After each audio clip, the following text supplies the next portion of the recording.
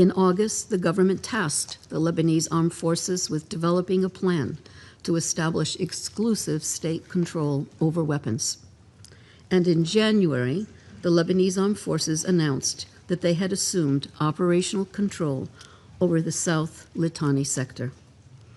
Furthermore, civilian representatives from both parties participated in 2 meetings of the cessation of hostilities mechanism in December, a modest but meaningful step toward dialogue.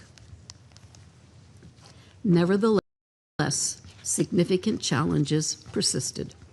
Hezbollah refused to cooperate with the government's efforts to extend state authority throughout Lebanon and establish a monopoly over the possession and use of arms.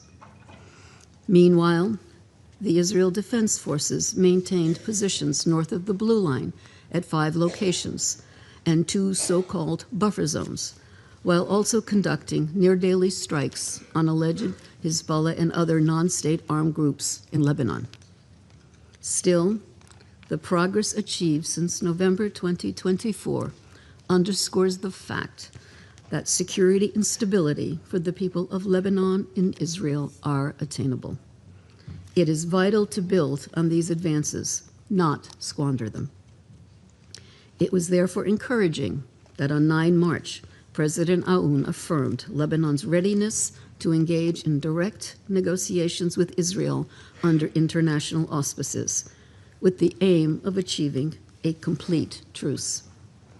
He also proposed that the Lebanese armed forces, upon receiving urgent logistical support, would immediately take control of areas of tensions, confiscating all weapons and dismantling Hezbollah infrastructure.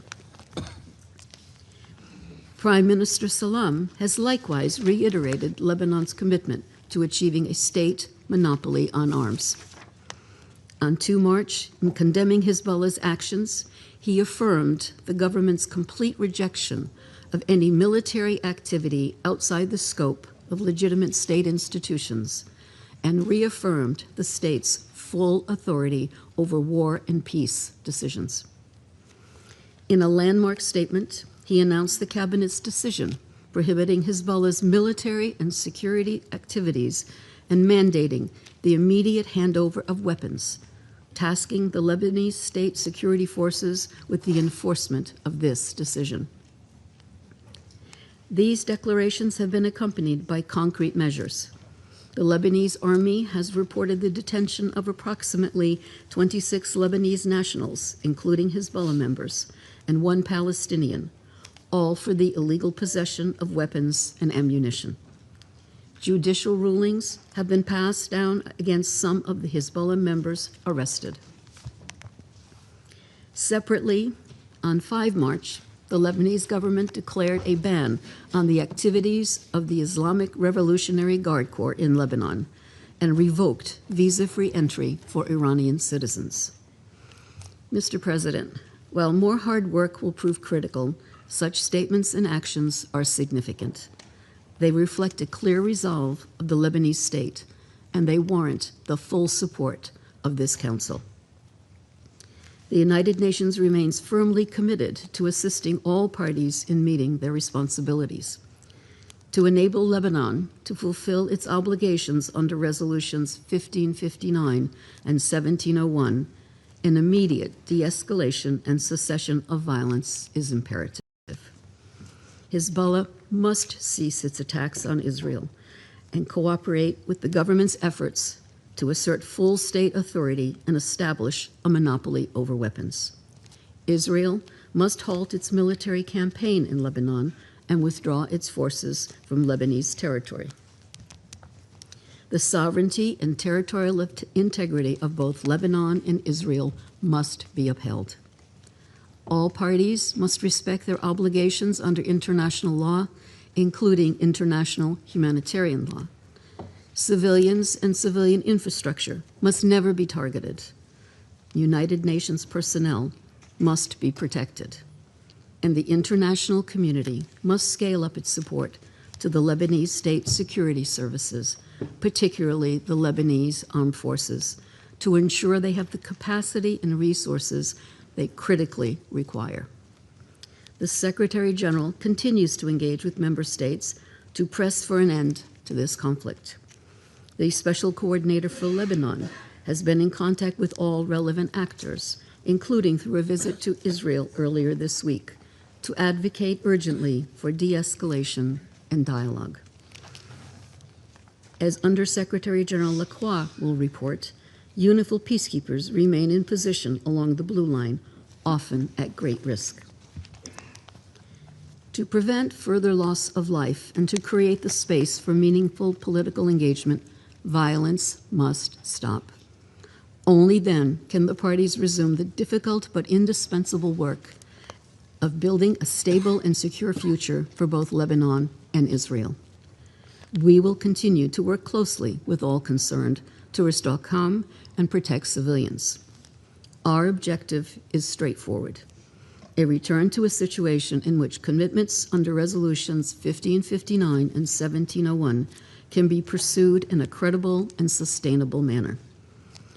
This is a moment that requires restraint, responsibility, and a willingness to prioritize the well-being of the populations who bear the brunt of these hostilities. The United Nations stands ready to assist, but the decisions that shape the coming days must be guided by a collective recognition that further escalation benefits no one. Thank you, Mr. President. I thank Ms. DiCarlo for her briefing. I now give the floor to Mr. Jean-Pierre Lacroix. Thank you very much, Mr. President, members of the Security Council. As you just heard from Undersecretary General DiCarlo, the fragile situation that prevails since November 2024 has given way to a significant and dangerous escalation of hostilities. We are gravely concerned that there will be a further worsening of the situation in Lebanon and in the region. In this dangerous and precarious environment, UNIFIL remains on the ground, implementing its mandate as far as the security circumstances allow. Since the 2nd of March, when Hezbollah claimed responsibility for an attack on Israel, the group has carried out daily strikes across the Blue Line, including with rockets, missiles, and drones at targets in Israel and the occupied Syrian Golan. Many rockets have been launched from south of the Litani River, which demonstrates the presence of unauthorized armed personnel, assets, and weapons south of the Litani River, in clear violation of Resolution 1701.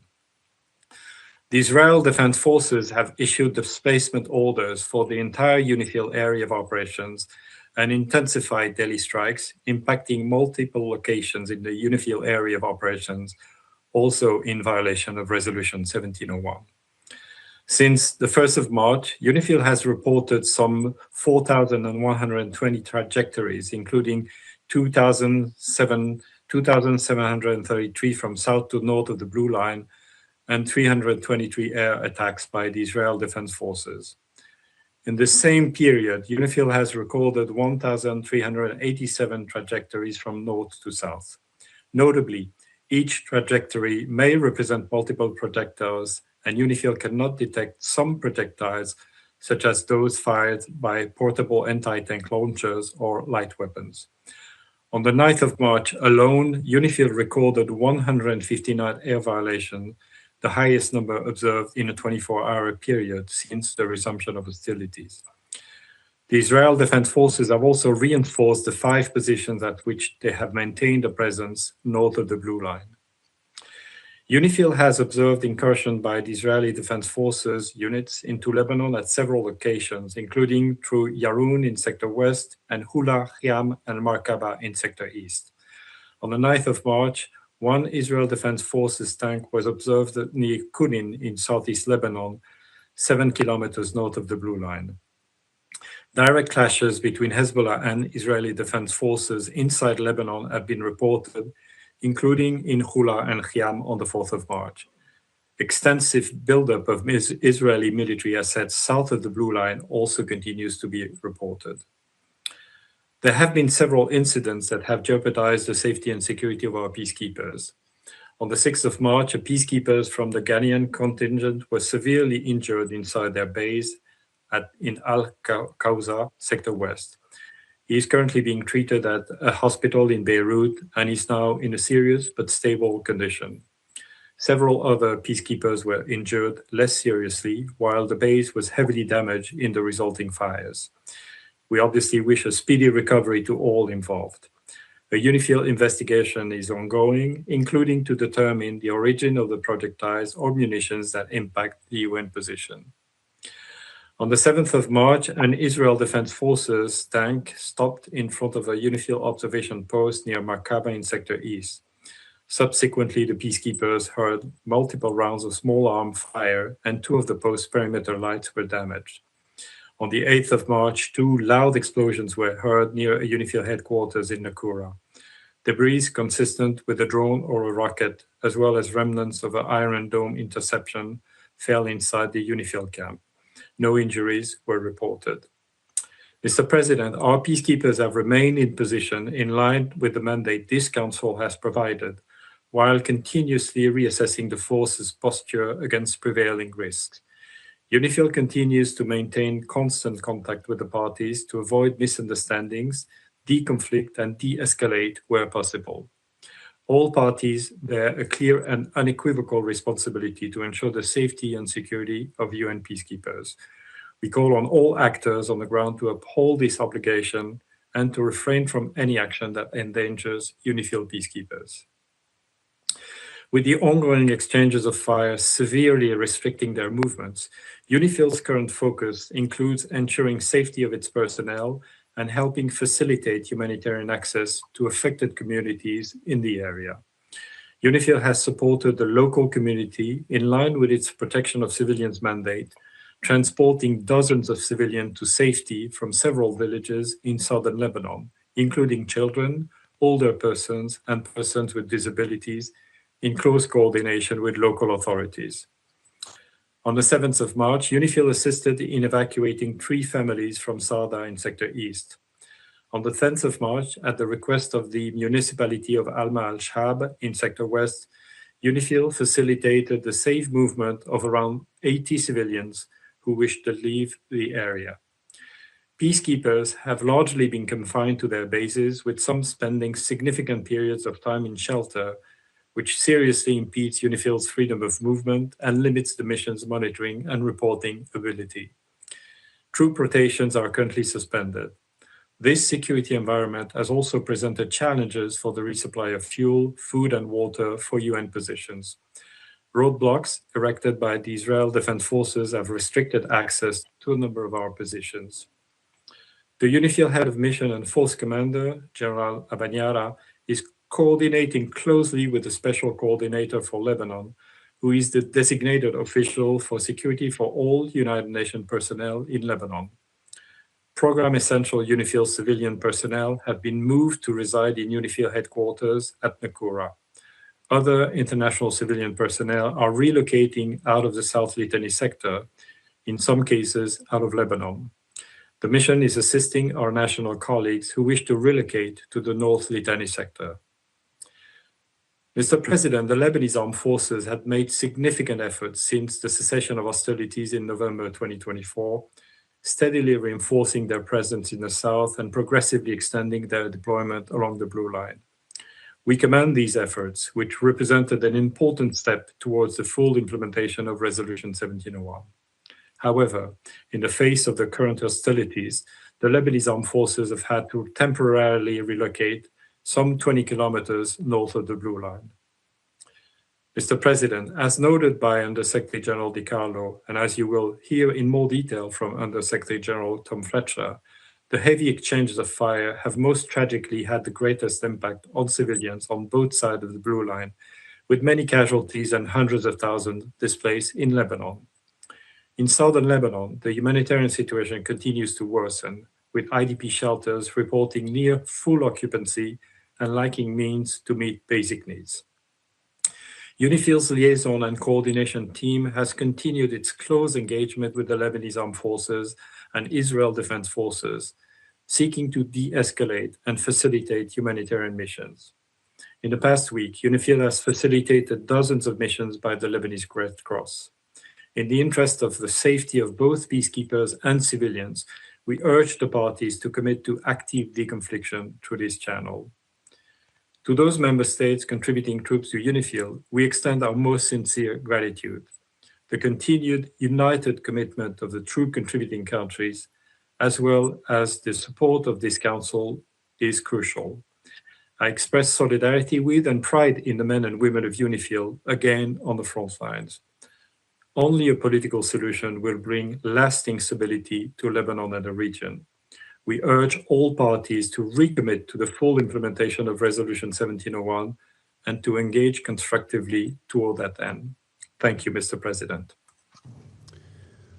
I thank Mr. Lacroix for his briefing, and I now give the floor to Mr. Tom Fletcher.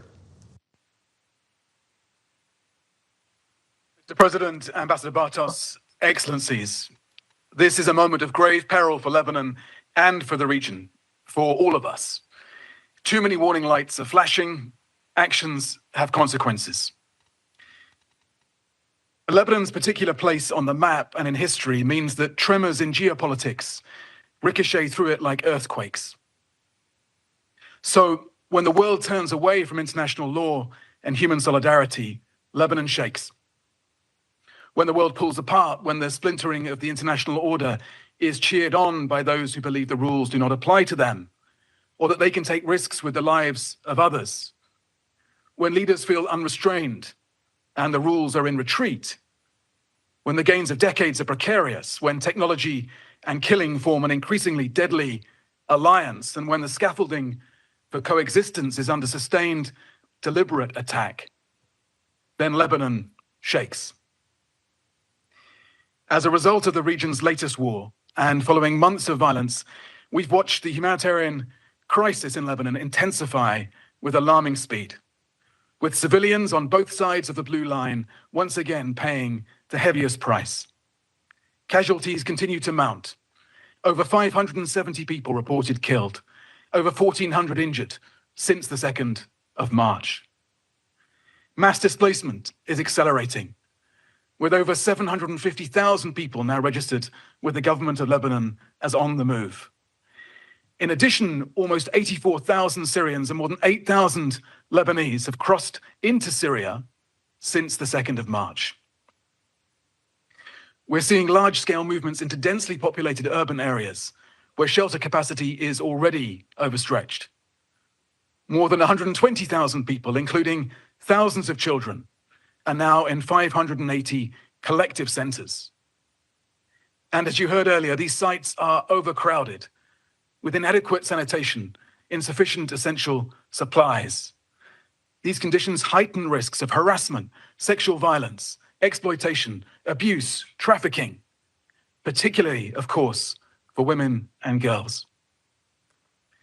The people of Lebanon have, of course, already endured extensive displacement and damage to homes and livelihoods, infrastructure, and essential public services during the 2023 to 24 escalation, compounding the impact of the financial and economic collapse experienced since 2019. At the same time, the escalation is pushing an already fragile education system deeper into crisis. Schools have been forced to close to serve as temporary shelters, disrupting learning for tens of thousands of children. Overcrowded shelters are also raising the risk of disease, while psychosocial trauma, an acute aspect of this crisis since the 2024 escalation, is being compounded. As these health needs rise, hostilities have forced the closure of 49 primary healthcare centers and 5 hospitals in the south and in Beirut's southern suburbs.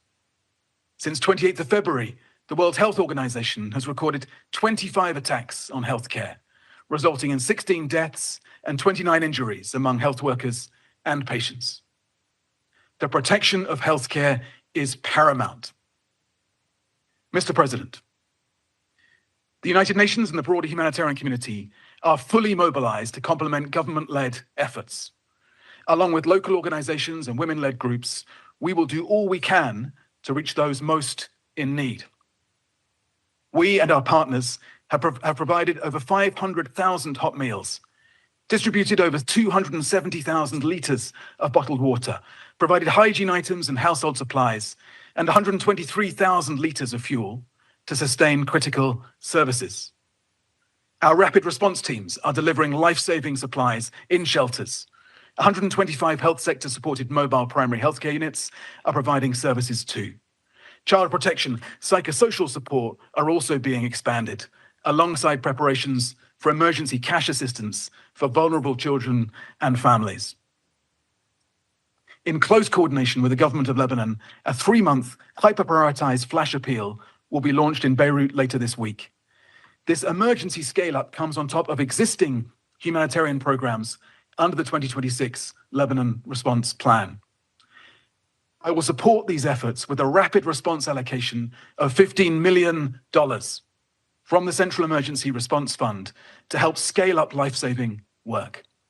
Additional funds will be released through a reserve allocation from the Lebanon Humanitarian Fund. But our ability to reach people is tightening by the day. Large areas of South Lebanon, the Bekaa, and Beirut's southern suburbs remain active conflict zones. Debris and unexploded ordnance are blocking roads to affected villages, and key transport routes, including those linking the Bekaa, have been repeatedly disrupted. Population movements are shifting quickly and increasingly difficult to track. Of course, Lebanon's latest humanitarian crisis is just one more consequence of a regional war that is spiraling out of control. War does not stay neatly within borders. It tears through markets, supply chains, food prices. And when that happens, the most vulnerable people in Lebanon and across the region are hit first and hardest. When maritime corridors such as the Strait of Hormuz are disrupted, food, health, energy become more expensive and harder to access. Impact on food security is already evident in Gaza, where the price of flour is up by 270%. Global shipping costs have increased 16% compared to this time last year. We anticipate delays of 6 months in the delivery of supplies across multiple humanitarian responses. Airspace closures are also disrupting our humanitarian missions across the region. So we are pre-positioning stocks, activating alternative supply routes to keep life-saving aid moving to Lebanon and, of course, across the region. But as the Secretary General insisted and USG DiCarlo underlined, we need the protection of civilians, de-escalation, an immediate cessation of hostilities, and genuine dialogue and negotiations towards a peaceful settlement, in line with the Charter of the United Nations. As ever, I close with 3 asks of the Security Council. First, civilians, all civilians throughout the region must be protected and their access to life-saving help ensured. Constant care must be taken to spare civilians and civilian infrastructure, hospitals, water sources, schools, energy, at all times and by all parties. Humanitarians and humanitarian premises must be protected and our movements to provide aid facilitated.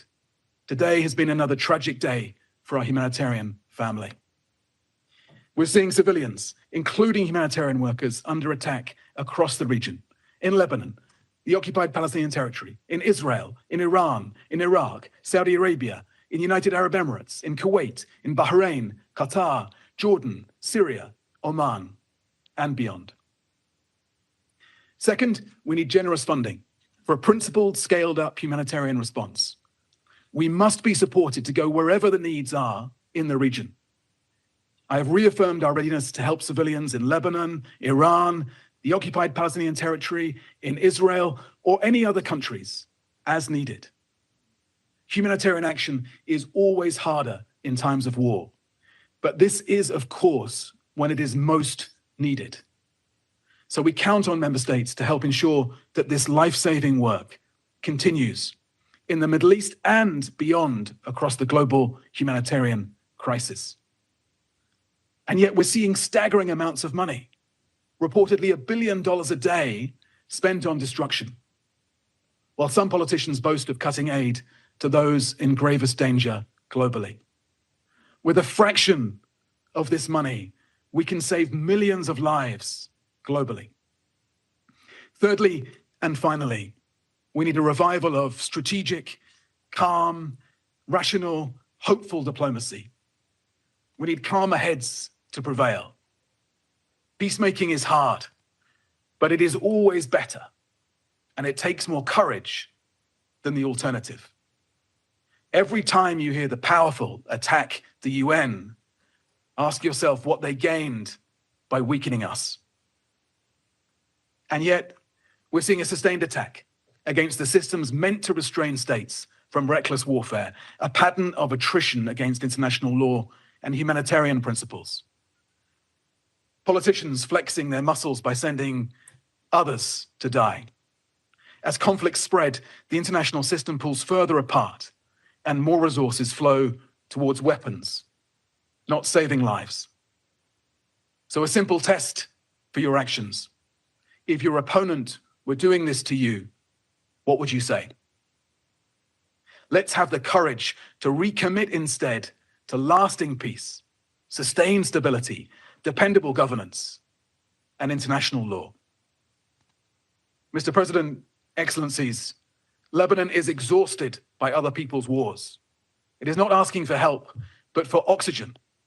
Its people can defy the history, the geography, even the politics. They can be stronger than the forces pulling them apart. But they can only do that if Iran and Israel stop fighting their wars in Lebanon. Thank you, Mr. President. I thank Mr. Fletcher for his briefing, and I now give the floor to Ms. Lynn Harfouche. Mr. President, members of the Security Council, thank you for the opportunity to address you today. My name is Lynn Harfouche. I am a Lebanese political activist from the city of Baalbek. I grew up in the Bekaa and spent much of my life in Beirut's southern suburbs. Today, like many families, mine too is displaced.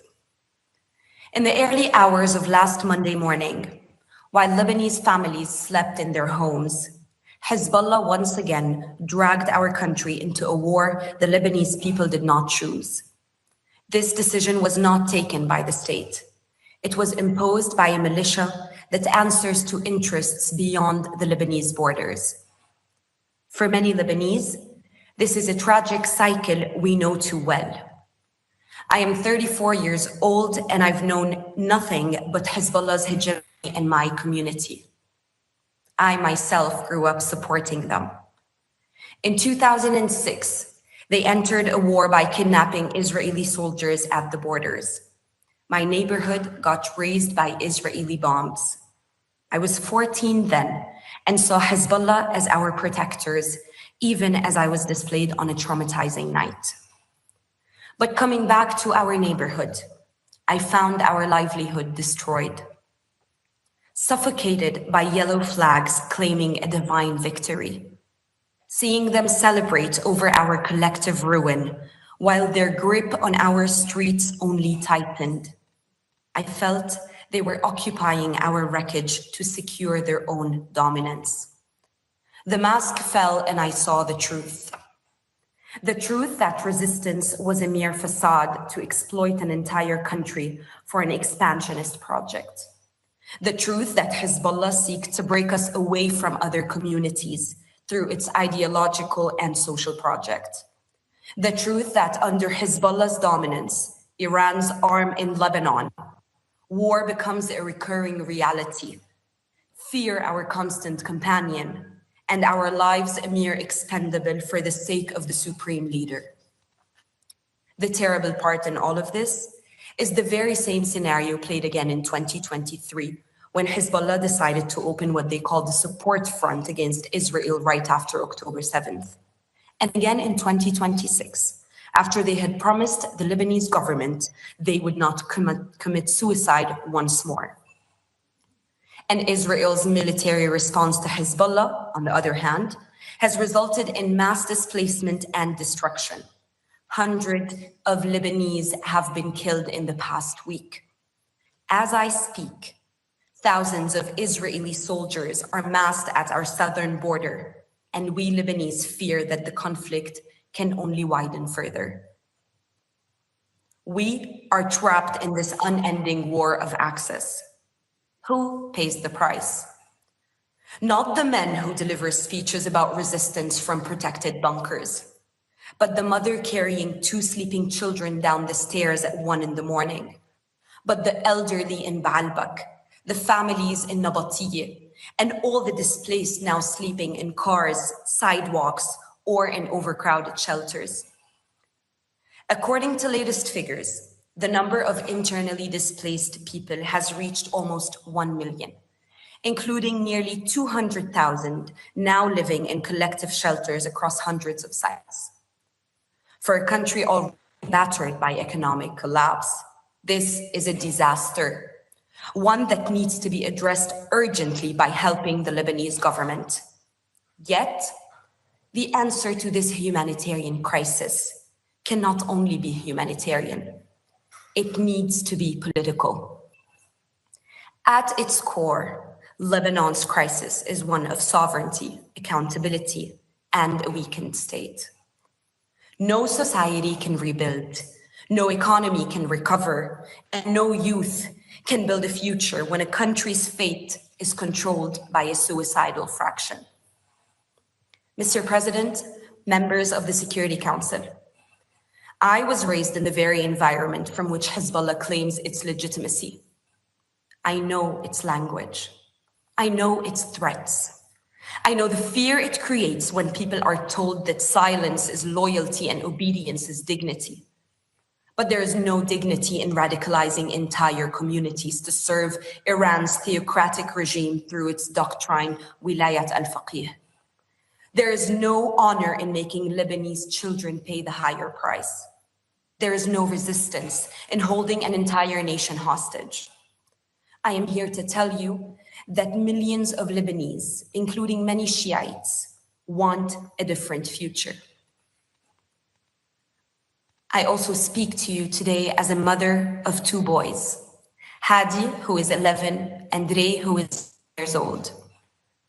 On the night the Israeli bombing intensified, Ray woke up trembling in the middle of the night and asked me a question that many children are asking. Mom, why do we keep going to wars when more people will die? Why can't we live in peace? I did not have an easy answer, but I will tell you this. Governments that normalized Hezbollah were all accomplices in where we are today. For years, the world looked the other way, privileging their dealing with Iran. For years, they treated an illegal non-state actor as a political reality, to be managed rather than a violation to be ended. For years, the world asked us to tolerate intolerance.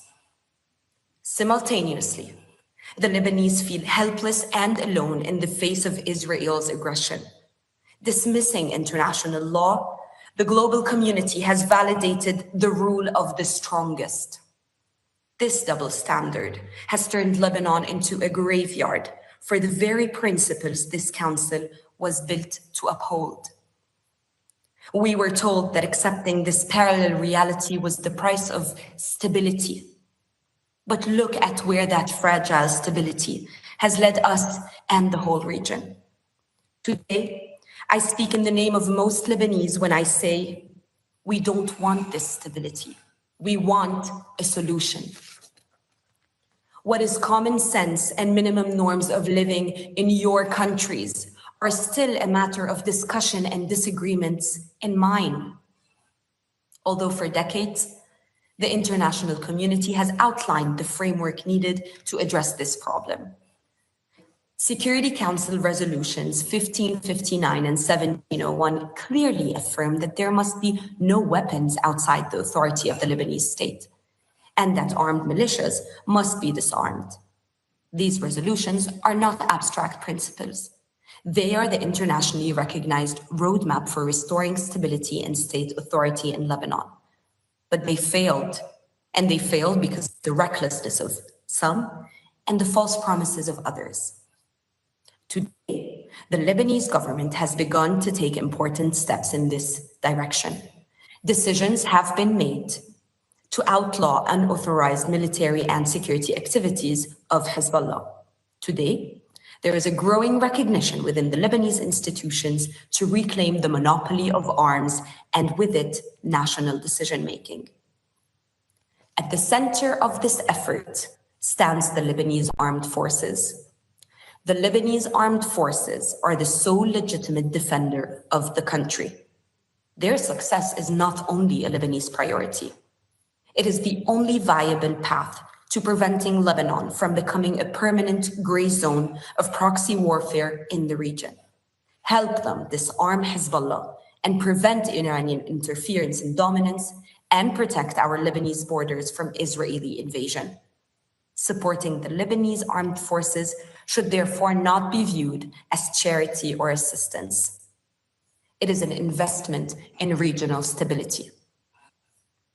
A couple of days ago, our president and prime minister launched a diplomatic initiative towards Israel. They laid the ground to the only solution to this war, ending the daily Israeli aggressions, obtaining their total withdrawal from our land, and allowing our people to return to their homes, while guaranteeing Hezbollah's disarmament. They even went further by suggesting to end the 80-year-old state of war between Lebanon and Israel. Because we Lebanese want to live in peace. Because we Lebanese deserve peace. A sustainable peace based on justice that would allow us to have a future, to have a life, a simple one, without fear, in which we can aim for our prosperity and well-being like other people. A life to live, not only to survive. Lebanon, Mr. President, is not a mere geographic entity for this council to manage. It is a founding member of the United Nations that contributed to drafting the Universal Declaration of Human Rights. It's an idea of liberty and diversity that shouldn't fail, that cannot fail. Mr. President, members of the Council, I wish I could have been personally with you today, so I can look in the eyes of those who played a role in this turmoil and tell them what our ambassador Ghassan Touaini once said in the same room in 1978. Let my people live. Thank you. Thank you, Ms. Harfouch, for your courage and for that important briefing. And I now give the floor to those council members who wish to make statements. I now give the floor to the representative of France. Merci, Monsieur le Président. Thank you, President. France requested this meeting due to this dramatic and urgent situation, together with Bahrain, Denmark, Greece, Latvia, the DRC, and the UK. I thank you for convening it, and I thank the USG for Political and Peacebuilding Affairs, Monseigneur DiCarlo, the USG for Peace Operations, Jean-Pierre Lacroix, and the USG for Humanitarian Affairs, Tom Fletcher, for their briefings, as well as Ms. Lynn Harfouch for Lebanese Civil Society. We support their participation in this debate. We welcome Lebanon, Israel, Syria, and Cyprus to our debate. President, war has once again reached Lebanon. Hezbollah has made the unacceptable and irresponsible decision to join the Iranian attacks against Israel over 10 days ago, dragging Lebanon into a conflict in which the Lebanese authorities and people refuse to be involved. The population is paying the highest price, with over 500 deaths on the Lebanese side, hundreds of wounded, and 753,000 displaced persons caused by Israeli military operations and the evacuation orders. On the Israeli side, a number of wounded, and the people have been forced to take refuge several times per day in shelters. This is not acceptable. France fully supports Lebanese government and their courageous decision on March 2nd of prohibiting absolutely all military and security activities by Hezbollah. We call on the government to immediately implement these critical decisions. Hezbollah must immediately end its attacks against Israel and lay down its arms. It must stop taking Lebanese people hostage for a war led by Tehran against Israel. For its part, Israel must respect the sovereignty and territorial integrity of Lebanon and cease all large-scale land interventions and lasting occupation of the Lebanese territory. History shows that this will only serve as a breeding ground for new instability rather than lasting peace. Civilians, whether they are Lebanese or Israeli, should never be targeted. The rules of international humanitarian law govern the kinds of hostilities, especially the principles of distinction, proportionality, and precaution. And adherence to these rules is crucial to ensure the protection of civilian populations and infrastructure under all circumstances. Deliberate attacks against UNIFIL are unacceptable. France condemns in the strongest terms the attack of March 6, 2026, in which 3 Ghanaian peacekeepers were injured. Express our condolences to Ghana. Protecting peacekeepers must be guaranteed in all circumstances and by all parties. In this difficult context, France commends the courage, professionalism, and commitment of UNIFIL personnel, as well as personnel from all of the TCCs. President, war is not inevitable. Diplomacy is possible. We continue our exchanges, including through the President of the Republic, with Lebanese authorities and Israeli authorities to arrive at de-escalation. We support the efforts of mediation of the UN. The path to follow is clear to fully implement the ceasefire agreement of November 26, 2024, and Resolution 1701 of the Security Council, and also continue to be guided by the mechanism established in November 2024. This has been supported by the parties and will allow us to stabilize the situation throughout the Blue Line, provide security guarantees to both countries, and restore the territorial integrity of Lebanon. In this vein, we support the proposal of President Aoun to relaunch direct negotiations between Lebanon and Israel. At the same time, we must collectively aid the Lebanese people, to whom we express our full solidarity. France is fully mobilized to achieve this goal. We have already provided emergency aid of 6 million euros to humanitarian organizations that are present on site, including the High Commissioner for Refugees, and we support the UN's humanitarian commitment. France will allow the delivery of several dozen tons of humanitarian cargo very soon, including medicines. In addition, France is financing the implementation of projects on the ground to meet the essential needs of the populations that have been displaced. These projects are part of the efforts of the Lebanese government to respond to the crisis. Lastly, it is crucial to step up support to the Lebanese armed forces, whose mission in this difficult context is to pursue the disarmament of Hezbollah.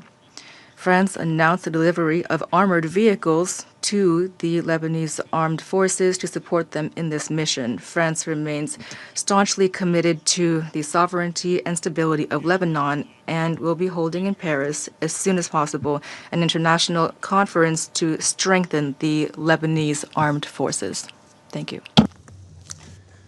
I thank the representative of France for the statement, and I now give the floor to the representative of the United Kingdom. Thank you, President. I thank Undersecretary Generals De Carlo, Lacroix, and Fletcher for briefing us today, as well as Ms. Harfouche for your powerful testimony. I also welcome the participation of the permanent representatives of Lebanon and other countries of the region in our meeting. President, the United Kingdom joined the call for this meeting alongside European and other partners to address the serious escalation of violence across the Blue Line and in Lebanon. We strongly condemn Lebanese Hezbollah's ongoing attacks against Israel and the region, which must cease. These actions, on behalf of the Iranian regime, have cost lives and have once again drawn Lebanese civilians into a conflict they do not want. As we heard from the briefers today, The escalating violence has already had a devastating impact on civilians on both sides of the Blue Line. We do not want to see a widening conflict in Lebanon. We are concerned by the civilian impact of Israeli military action in Lebanon, including large-scale displacement.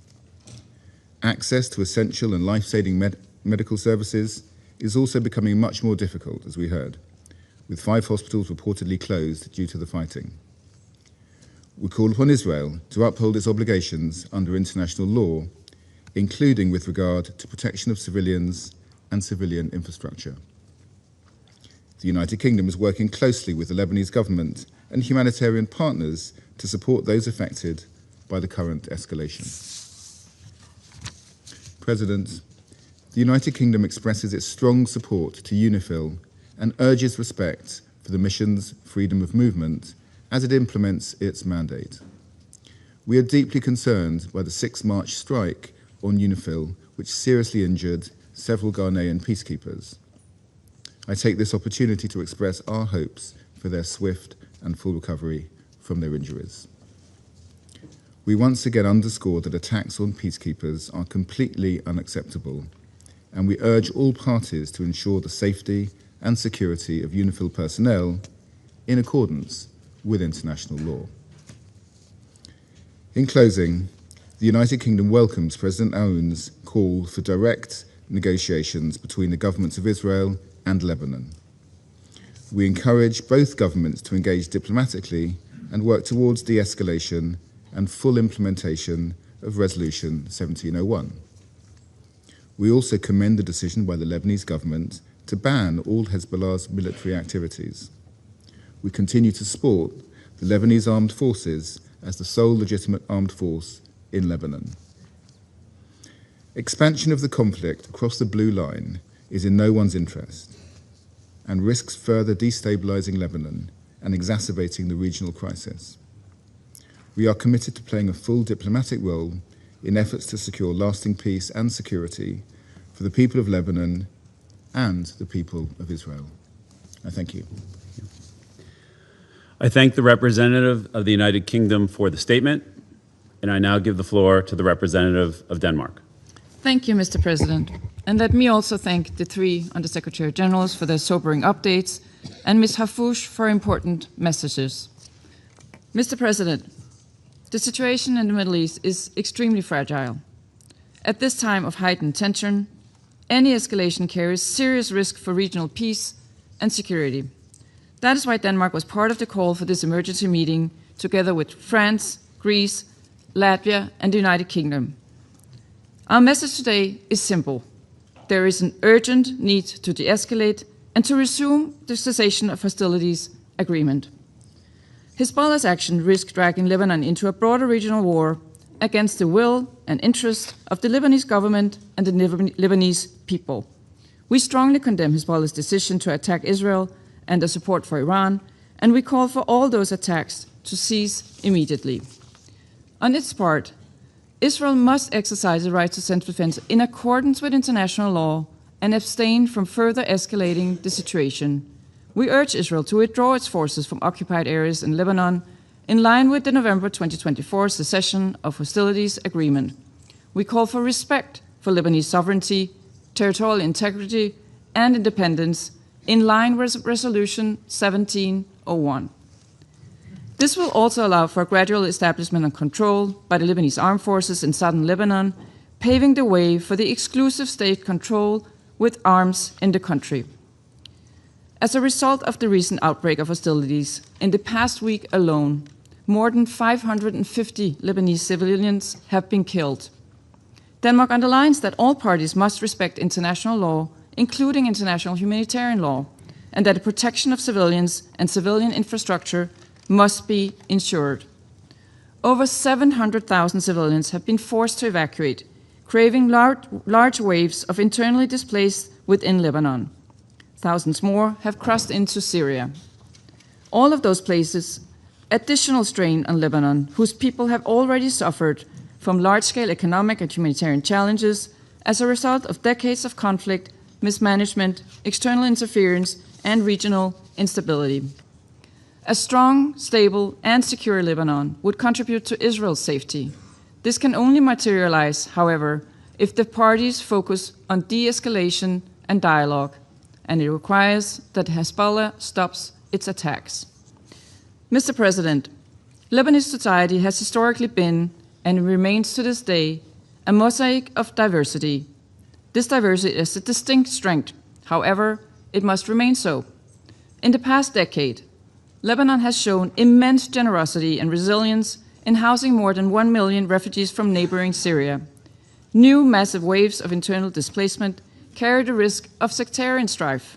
This must be avoided at all costs. We urge the Lebanese government and the Lebanese people to prioritize national unity and social cohesion in the face of the current conflict. The Lebanese government has also shown courage and will to take on historic challenges, and even if much remains to be done, progress has been made in disarming Hezbollah and implementing economic reforms. The current conflict risks rolling back these positive steps. Mr. President, against this backdrop, UNIFIL's presence in southern Lebanon is more important than ever. We fully support UNIFIL in exercising the task mandated by this Council and recall that peacekeepers are protected by international law. Reports of attacks on UNIFIL personnel are deeply worrying, and our thoughts go to the wounded Ghanaian peacekeepers. Any deliberate targeting of peacekeepers is unacceptable. The current volatile situation only underscored the need for UNIFIL and for a strong and continuous UN presence in Lebanon, including after UNIFIL's drawdown by December 2026. Mr. President, in closing, Lebanon must not become another front in an already dangerous and volatile regional landscape. Its people, who have already suffered for so much and so long, must not be dragged into another man-made humanitarian emergency. We call on all actors to step back from the brink and return to negotiations and peaceful dialogue. I thank you. I thank the representative of Denmark for the statement, and I now give the floor to the representative of Latvia. Thank you, Mr. President. Allow me to begin by thanking the United States, the presidents of this Council, for convening this meeting on such a short notice. And Latvia also joined the call for this meeting to take place. I thank the USG DiCarlo, USG Fletcher, and USG Lacroix for their briefings. And I also thank Ms. Lynn Harfouch for her insights. The current escalation in Lebanon has serious consequences for the civilian populations and for the security of UN peacekeepers, as well as the stability of the region and global security. And we commend the exceptional service of UNIFIL as it continues to carry out its mandate under Resolution 1701, monitoring this conflict even in the direst circumstances. All essential personnel, including those from my country, are still remaining in place in the midst of hostilities. Mr. President, Hezbollah has chosen to attack Israel in support of Iran and has dragged the people of Lebanon into a conflict they have no part in. And it brings more suffering to the civilian population and endangers the fragile progress of the Lebanese government attempting to assert state control over its territory. Hezbollah's escalation is part of the pattern, as Iran consistently uses proxy networks to destabilize Middle East, attacks countries in the region, and enables aggression in Europe. And it must stop now. Hezbollah must immediately disarm and stop all actions against Israel, but we commend the Lebanese government's decision of 2nd March to declare all Hezbollah military and security activities illegal in the whole territory of Lebanon. As Lebanon's Prime Minister, Nawaf Salam, has warned of a looming humanitarian crisis, and we heard also from our briefers, with more than 700 persons forcibly displaced and more than 870 people lacking basic supplies, we strongly reiterate the vital need for all sides to respect international humanitarian law. With over 500 people killed, we call on all parties to ensure adherence to principles of proportionality and distinction of civilian objects. While we recognize Israel's right to self-defense, our concern lies with the human cost that is already piling high with Israel's operations against Hezbollah, including in densely populated areas. We urge the cessation of all hostilities and return to the ceasefire. We call for the territorial integrity and sovereignty of Lebanon to be respected, as reflected in Resolution 1701 and the UN Charter. The safety and security of UN personnel and property must be respected by all sides and at all times. We call upon all members of this Council to continue stressing the crucial importance of upholding commitments agreed in Security Council resolutions 2518 and 2730. Latvia, as UNIFIL troop contributing country, is especially distressed by the fact that amidst heavy firing, 3 UNIFIL peacekeepers from Ghana were injured inside their base in South Lebanon, and our thoughts are with the injured, and we wish them speedy recovery. The current escalation only reiterates the need for a long-term solution of this conflict, and it is essential that the withdrawal of UNIFIL does not result in a security vacuum. We welcome the political commitment of the Lebanese government to extend its authority throughout the country and the implementation of the disarmament plan. And the continued international support in these efforts remains essential. We continue to stand by Lebanon and its people. And we look forward to the UN Secretary-General report in June and Council's continued work on solutions for providing security support of Lebanon. Mr. President, we commend all mediation efforts, and it is important that the Security Council supports these processes in any way possible. We cannot allow the progress that Lebanon has achieved over the past 20 years to vanish. I thank you. I thank the representative of Latvia for the statement, and I now give the floor to the representative of Greece. Thank you, Mr. President. I wish to thank today's briefers, USGs DiCarlo, Lacroix, and Fletcher for their thorough remarks. I also wish to thank Ms. Lynn Harfouche for her compelling message. I welcome the presence of the permanent representatives of Lebanon, Israel, the Syrian Arab Republic, and Cyprus in today's meeting. Greece, alongside France, Denmark, Latvia, and the UK, called for today's briefing due to the dangerous escalation in Lebanon, and an escalation which bears serious consequences for the civilian population and for UNIFIL peacekeepers. Mr. President, Lebanon is the victim of a war it did not choose. We strongly condemn the attacks of Hezbollah acting in support of Iran against Israel, which triggered this round of escalation. Hezbollah constitutes a threat to regional stability. Hezbollah has no right to unilaterally drag the Lebanese people into misery and despair. The Lebanese state is the sole legitimate authority which can conduct military operations and define Lebanon's foreign relations. Hezbollah must disarm immediately and stop all actions against Israel.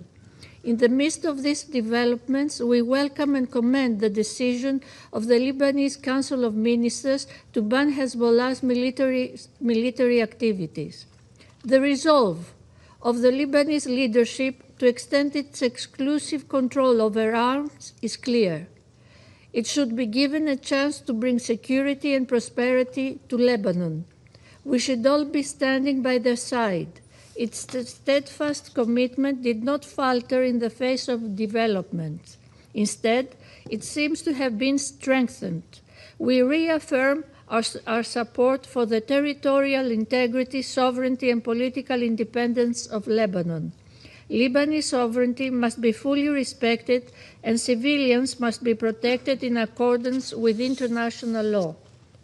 Mr. President, as the spiral of escalation accelerates, we call for maximum restraint and the protection of civilians and infrastructure.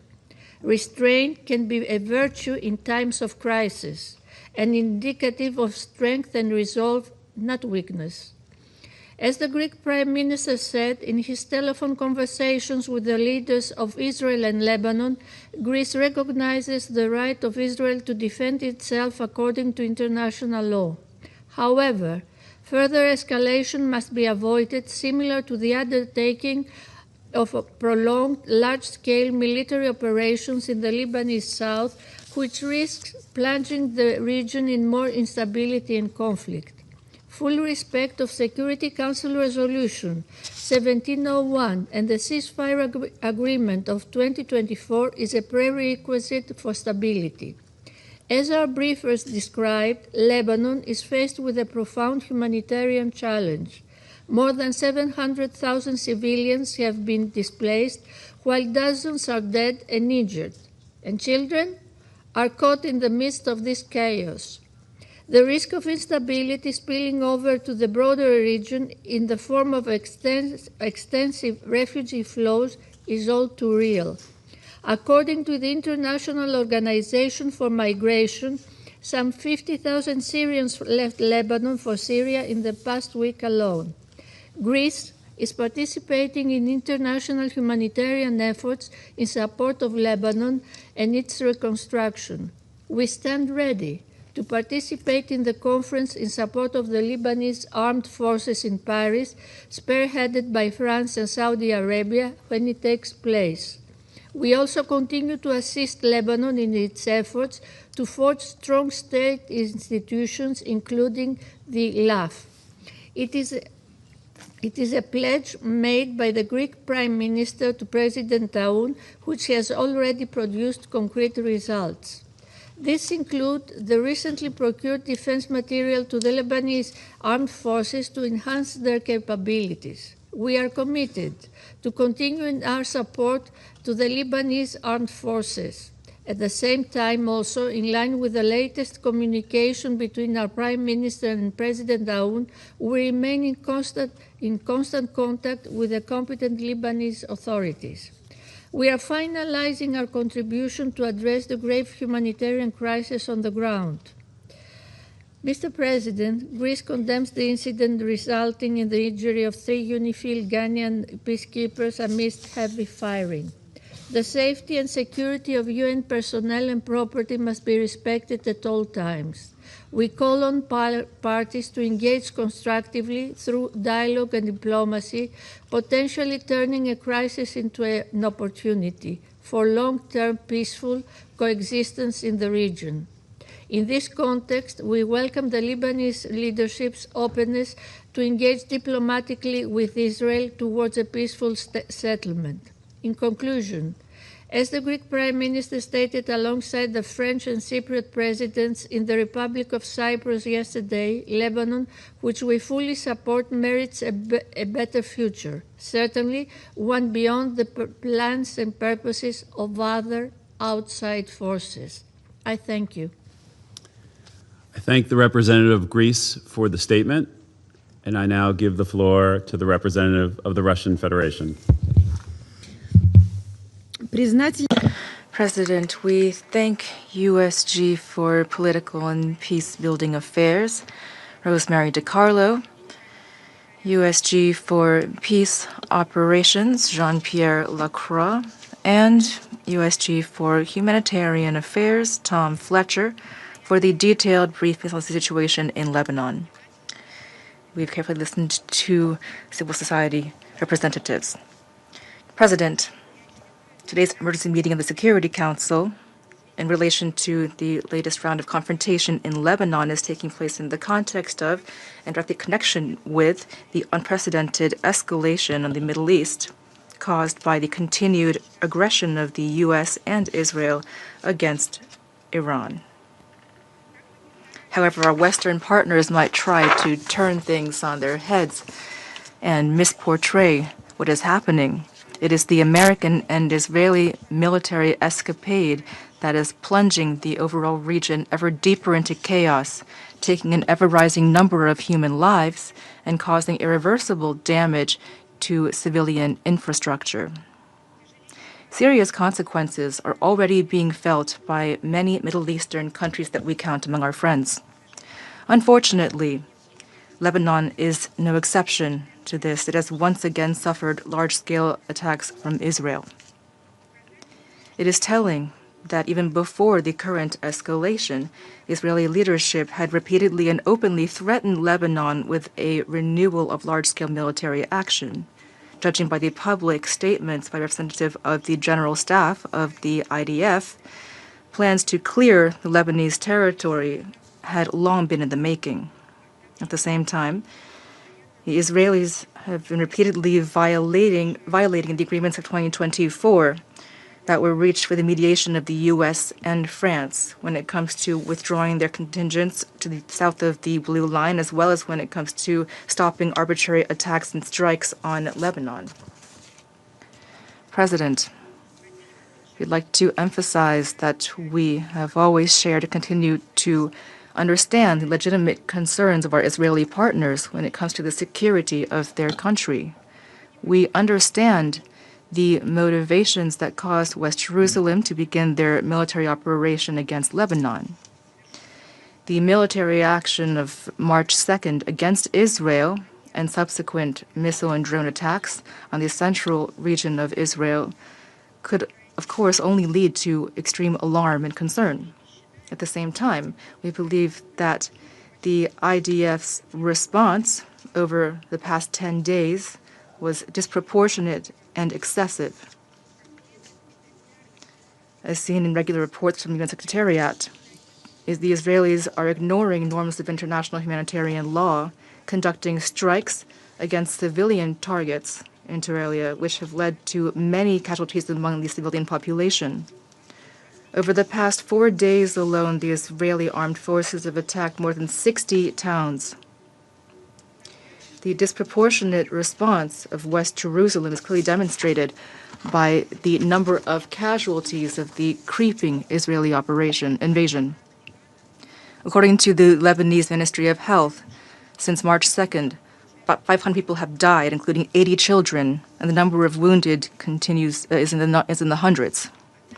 At the same time, on a near daily basis, the Israeli command is publishing evacuation warnings for densely populated regions of Lebanon, including the southern and capital suburbs, leading to mass panic among local residents. Hundreds of thousands of people have been forced to flee their homes and seek shelter. The number of IDPs is estimated at 400 to 800,000 people, which, given the dire socioeconomic situation of Lebanon, will inevitably lead to problems with meeting basic needs, including access to food. President, the continued escalation, besides the dire humanitarian consequences, is jeopardizing the protection and integrity of cultural heritage in Lebanon. During the previous Israeli military campaign, we witnessed the serious damage done to historic monuments of the Arab Republic, including sites in Baalbek and Tyre, which were on the UNESCO World Heritage List. The current Israeli operation has directly affected the Russian Culture House in the city of Nabatea, which is operating jointly with the Russian Development Aid Agency. On March 8th, after a targeted missile strike, the 5-story building of the Russian Culture House was destroyed. We strongly condemn this attack. We view it as an act of military aggression against an institution that was acting solely for humanitarian educational purposes. Lebanese children have long attended classes in that house. No military activities were carried out there. We once again warn that indiscriminate attacks on civilian targets and diplomatic missions in Lebanon are unacceptable. On March 8th, 4 employees of the Iranian embassy in Beirut were killed, and yesterday the Russian general consulate in Isfahan was struck. This is unacceptable. In addition, attacks on personnel of UNIFIL deployed in the south of the country are unacceptable. In this context, we join the position of the Secretary General of the UN, who on March 6th condemned an incident involving a UNIFIL contingent, as a result of which 3 Ghanaian peacekeepers were wounded. We wish them a speedy recovery and call for unconditional guarantees of the safety of peacekeepers. President, in the current explosive environment, we call on West Jerusalem to refrain from using force in its interactions with Lebanon and to return to upholding its international legal obligations, including under Resolution 1701 of the Security Council. Instead of its destructive, confrontation-oriented policy, it is high time for the Israeli leadership to listen to the position of Beirut, which favors immediate de-escalation and is prepared for direct negotiations with Israel. Equally important in this context is the decision of the Lebanese government itself to strengthen state institutions and to establish control over all parts of the country. For our part, we reiterate our unchanged support for the sovereignty, unity, and territorial integrity of Lebanon, as well as the mandate of UNIFIL in accordance with the relevant SC resolutions. We believe that there's no alternative to immediately ceasing hostilities, returning to political and humanitarian efforts, and taking real steps to prevent a broader war in the Middle East. We believe that diplomatic efforts have not yet been exhausted. The parties ought to show political will and to refrain from further violence. These were our aims in preparing the Russian draft resolution of the Security Council on the escalation in the Middle East, distributed a few days ago, which will be examined today in the Council. Our document, unlike the text promoted by our colleagues from Bahrain, is non-confrontational in nature and takes into account the regional dimension of current events, including the suffering of the Lebanese people. Thank you.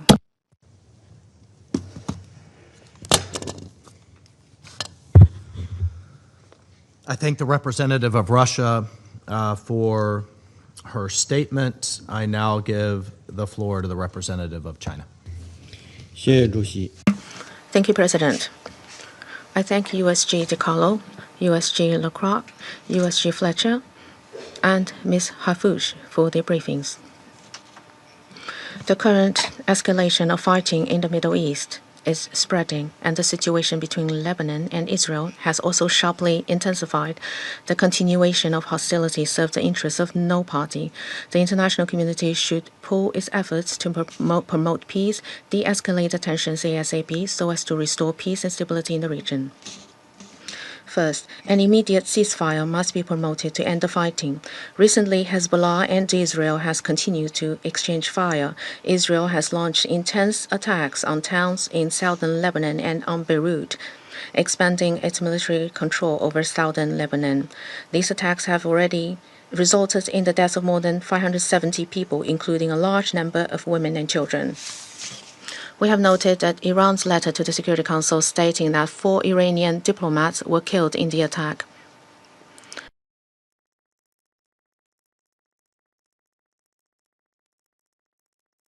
Now, we call on all parties to cease hostilities, promote de-escalation, and fulfill their obligations under international law, in particular international humanitarian law.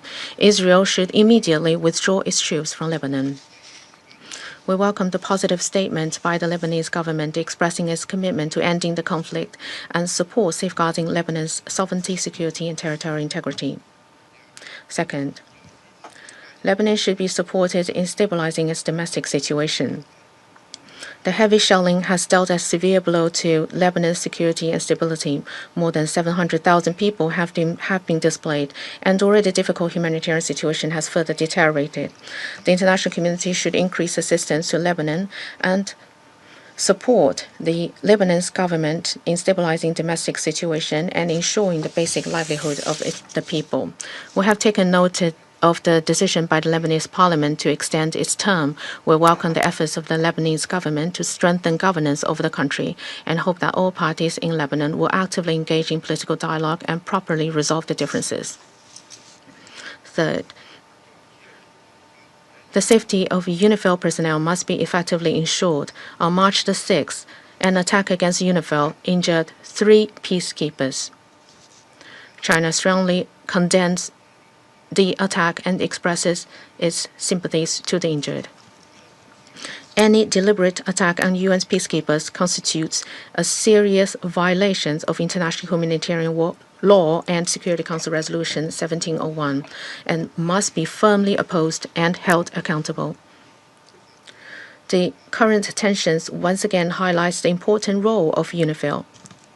China urges all parties to ensure the safety and freedom of movement of UNIFIL personnel so that the mission can effectively carry out its mandate. China stands ready to work with the international community to make unremitting efforts to calm the situation between Lebanon and Israel and to restore peace and stability in Lebanon and the Middle East region. Thank you, President.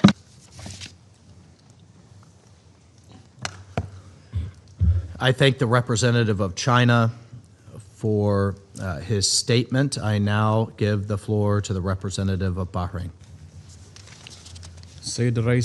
Mr. President, allow me at the outset to thank France for requesting this important briefing.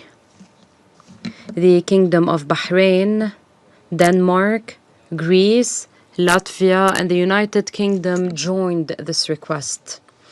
I also thank Ms. Rosemary DiCarlo, Under-Secretary General of Political and Peacebuilding Affairs, Mr. Tom Fletcher, Under-Secretary General for Humanitarian Affairs and Emergency Relief Coordinator, and Mr. Jean-Pierre Lacroix, Under-Secretary General for Peace Operations, and Ms. Lynn Harfouch for their important and valuable briefings. I also welcome all permanent representatives with us today. Mr. President, the Kingdom of Bahrain deeply regrets the recent dangerous military escalation in the region as a result of the unjustified Iranian attacks, which have targeted my country, the Kingdom of Bahrain, and a number of other brotherly Arab states, in clear violation of the principles of good neighborliness and respect for the sovereignty of states, and in grave breach of international law and the UN Charter. The Kingdom of Bahrain calls upon the Islamic Republic of Iran to immediately cease these hostilities and stop using its proxies and armed militias in the region and beyond. We warn that the continuation of these blatant acts of aggression will lead to further escalation and exacerbate existing tensions, with potentially serious repercussions on regional security and stability. Mr. President, we stress our support for the unity, sovereignty, independence, and territorial integrity of the Lebanese Republic. We support efforts to extend Lebanese state authority over all its territory, thereby strengthening its constitutional institutions, preserving security and stability, and fulfilling the aspirations of its brotherly people for a free and dignified life, development, and prosperity. Bahrain also emphasizes the importance of sparing Lebanon the repercussions of regional escalation and rejects any attempts to drag it into ongoing regional conflicts. We welcome the decision of the Lebanese Council of Ministers on March 2, 2026, regarding the immediate ban on all security and military activities of Hezbollah and restricting its activities to political and legal work, in addition to the start of the second phase of the plan to impose the monopoly of the Lebanese state and its legitimate institutions on weapons, particularly the Lebanese army and official security forces. We stress that this step is an important development and a sine qua non to promote the sovereignty of the Lebanese state and strengthen its institutions in line with the Lebanese constitution and relevant international resolutions, especially Security Council Resolution 1701 and the Ta'if Agreement. This promotes and strengthens internal stability and promotes the Lebanese state's ability to fulfill its national responsibilities and maintain Lebanon's security and stability. The Kingdom of Bahrain also welcomes the call by His Excellency, the Lebanese President Joseph Aoun, to hold direct negotiations with Israel under international auspices to reach an immediate ceasefire in Lebanon.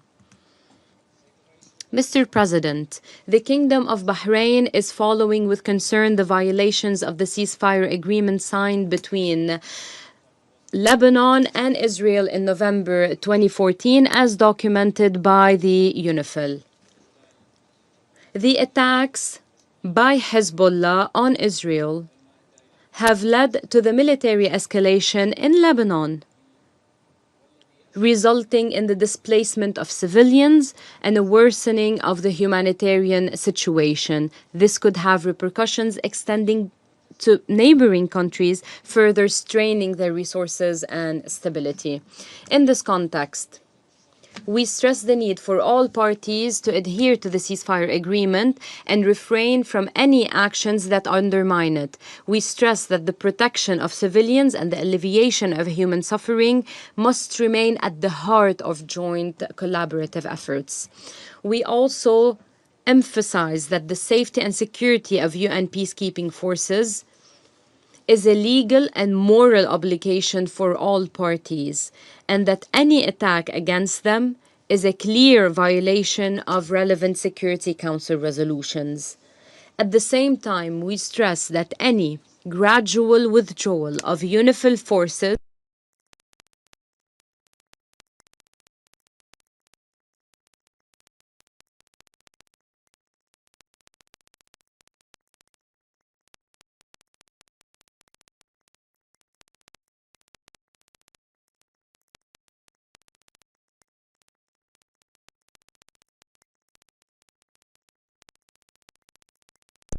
emphasize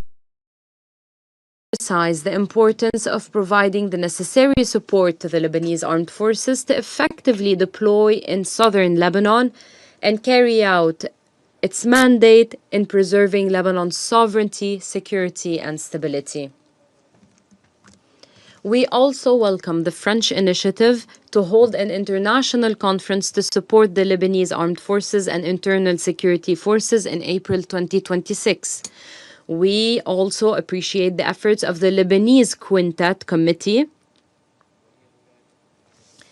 namely the United States, the Kingdom of Saudi Arabia, the State of Qatar, the Arab Republic of Egypt, and the French Republic in providing political, economic, and security support to Lebanon during this phase.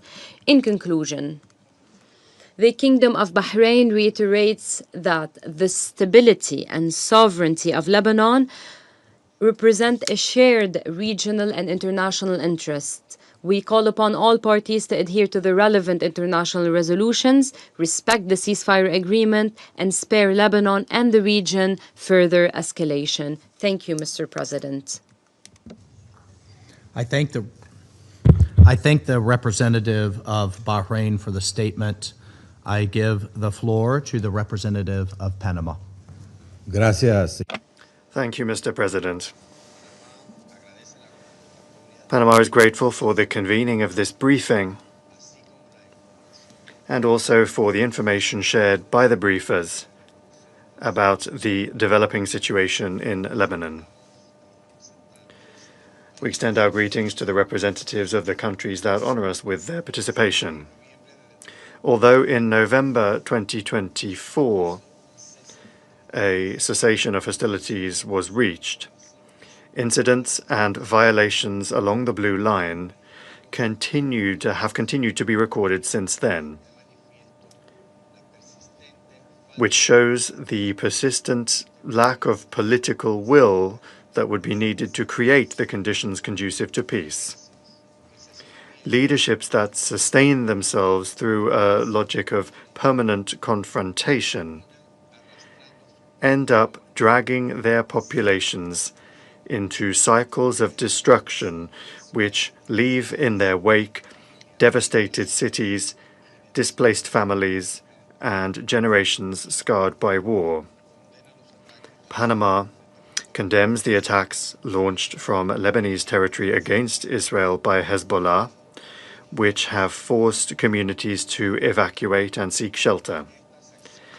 These irresponsible actions are profoundly detrimental to the Lebanese civilian population and also to the refugee communities present in the country. because they have helped unleash a dangerous dynamic of escalation, which has led to an intense military response and to an even greater deterioration of the humanitarian situation. According to recent figures from the Lebanese authorities and humanitarian organizations, more than 700,000 people have been displaced within Lebanon in recent days, while almost 600 people have died. Among them, dozens of children, women, and humanitarian and rescue workers. Many of these families have sought refuge in schools and improvised shelters, which demonstrates the scale of the humanitarian crisis that is underway. Panama calls for the maximum restraint and the immediate cessation of hostilities.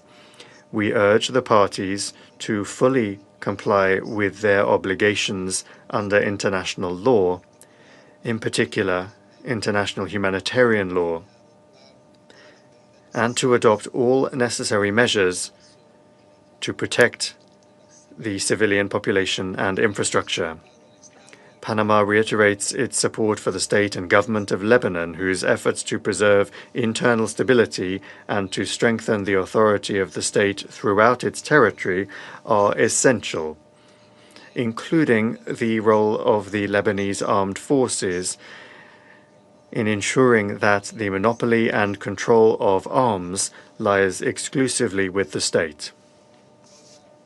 We take note of the recent statements by the President of Lebanon, Joseph Aoun, reiterating his country's readiness to resume negotiations with Israel with the aim of stopping the current escalation, and also the measures announced by the Lebanese authorities to restrict the military activities of Hezbollah.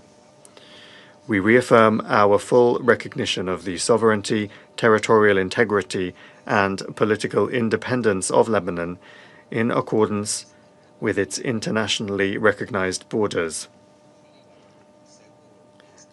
A safe and stable Lebanon, a secure and stable Lebanon with institutions that can fully exercise their authority through the actions that the current governmental administration of Lebanon have been carrying out is essential for the stability of the entire region.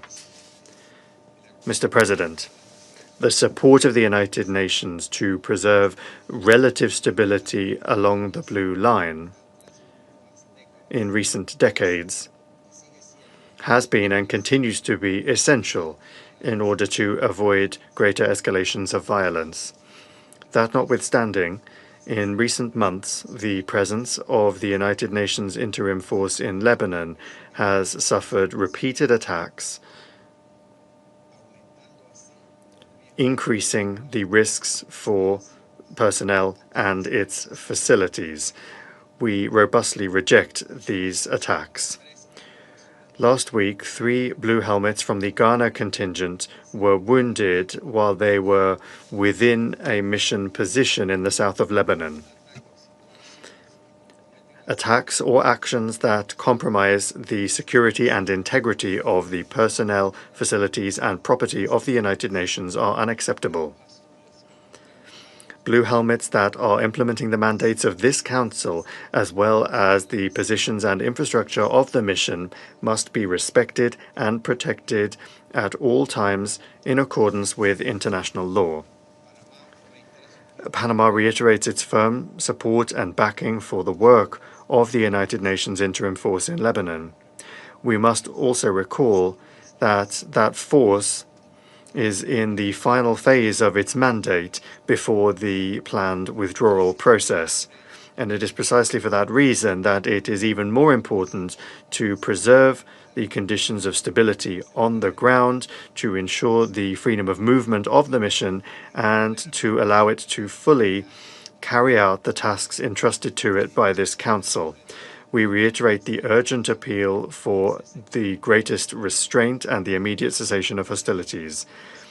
President, the current situation once again demonstrates the importance of the full implementation of and compliance with Resolution 1701 of the Security Council. This resolution continues to be the fundamental framework for guaranteeing stability along the Blue Line and for moving towards a lasting solution. Thank you very much. I thank the representative of Panama for the statement. I give the floor to the representative of Pakistan. Thank you, Mr. President. I thank USG DiCarlo, USG Lacroix, USG Fletcher, and Ms. Harfouch for the comprehensive and valuable briefings. Lebanon is a country of remarkable diversity, shaped by layers of civilization and a rich cultural and historical legacy. Its people have long shown resilience in the face of adversity, preserving a vibrant social fabric rooted in coexistence among communities and traditions. Lebanon needs a period of calm to pursue its objectives of peace and stability. The renewed escalation and hostilities are a matter of great concern. They threaten far more than infrastructure. They endanger civilian life and risk reversing the fragile political and security progress Lebanon had begun to make preceding the current crisis. In this context, allow me to make 4 points. First, Pakistan reiterates its full support for the sovereignty, unity, and territorial integrity of Lebanon. We condemn in the strongest terms Israel's continued military aggression in southern Lebanon, which has resulted in the death of more than 400 civilians, including at least 83 children and 42 women, and over 600,000 people displaced. Sweeping illegal evacuation orders across large parts of southern Lebanon have deepened civilian suffering. The large-scale destruction of civilian infrastructure and the blatant disregard for international humanitarian law must cease immediately. Second, the use of force must remain the exclusive prerogative of the Lebanese state through its legitimate institutions. In this regard, the Lebanese armed forces play a central role, and Pakistan supports efforts to strengthen their capacity and operational effectiveness. Pakistan welcomes the efforts of the government of Lebanon to restore stability and strengthen state authority, including the cabinet decision of 2nd March to reinforce national security structures. We also note Lebanon's de-escalation initiatives, including the 4-point plan advanced by its leadership to restore calm and stability. Third, Pakistan strongly condemns attacks on UN peacekeepers serving with UNIFIL, who have been injured in Israeli strikes. Peacekeepers operating under the UN flag carry out a vital mandate authorized by the Council. Their safety and security must be guaranteed at all times. Fourth, Israeli military activities in southern Lebanon, including the continued presence of forces and the establishment of positions inside Lebanese territory, are illegal and unacceptable. These Israeli actions, which are in contravention of international law, are also undermining the efforts of the government of Lebanon to ensure peace and stability in the country. We call for Israel's immediate, full, and unconditional withdrawal from all occupied Lebanese territories. Sustainable calm requires the full implementation of Security Council Resolution 1701 and unwavering respect for Lebanon's sovereignty and territorial integrity along the Blue Line. Mr. President, we echo the Secretary General's deep concern regarding the regional military escalation since 28 February, which has gravely undermined the November 2024 cessation of hostilities agreement. The situation in Lebanon cannot be viewed in isolation from this broader escalation across the Middle East. Heightened confrontation and unjustified attacks on several brotherly countries, which Pakistan has condemned, have gravely aggravated regional security and stability. At this critical juncture, dialogue and diplomacy must prevail over confrontation. De-escalation, restraint, and renewed diplomatic engagement are urgently required to prevent further deterioration of the regional security environment. Only through sustained political dialogue and respect for international law can the region move towards stability and peace. To conclude, Mr. President, Pakistan stands firmly with the government and people of Lebanon. The international community must take urgent action to prevent further escalation, alleviate human suffering, and support Lebanon's efforts to restore peace and stability across its territory. I thank you very much. I thank the representative of Pakistan for his statement. I now give the floor to the representative of Colombia.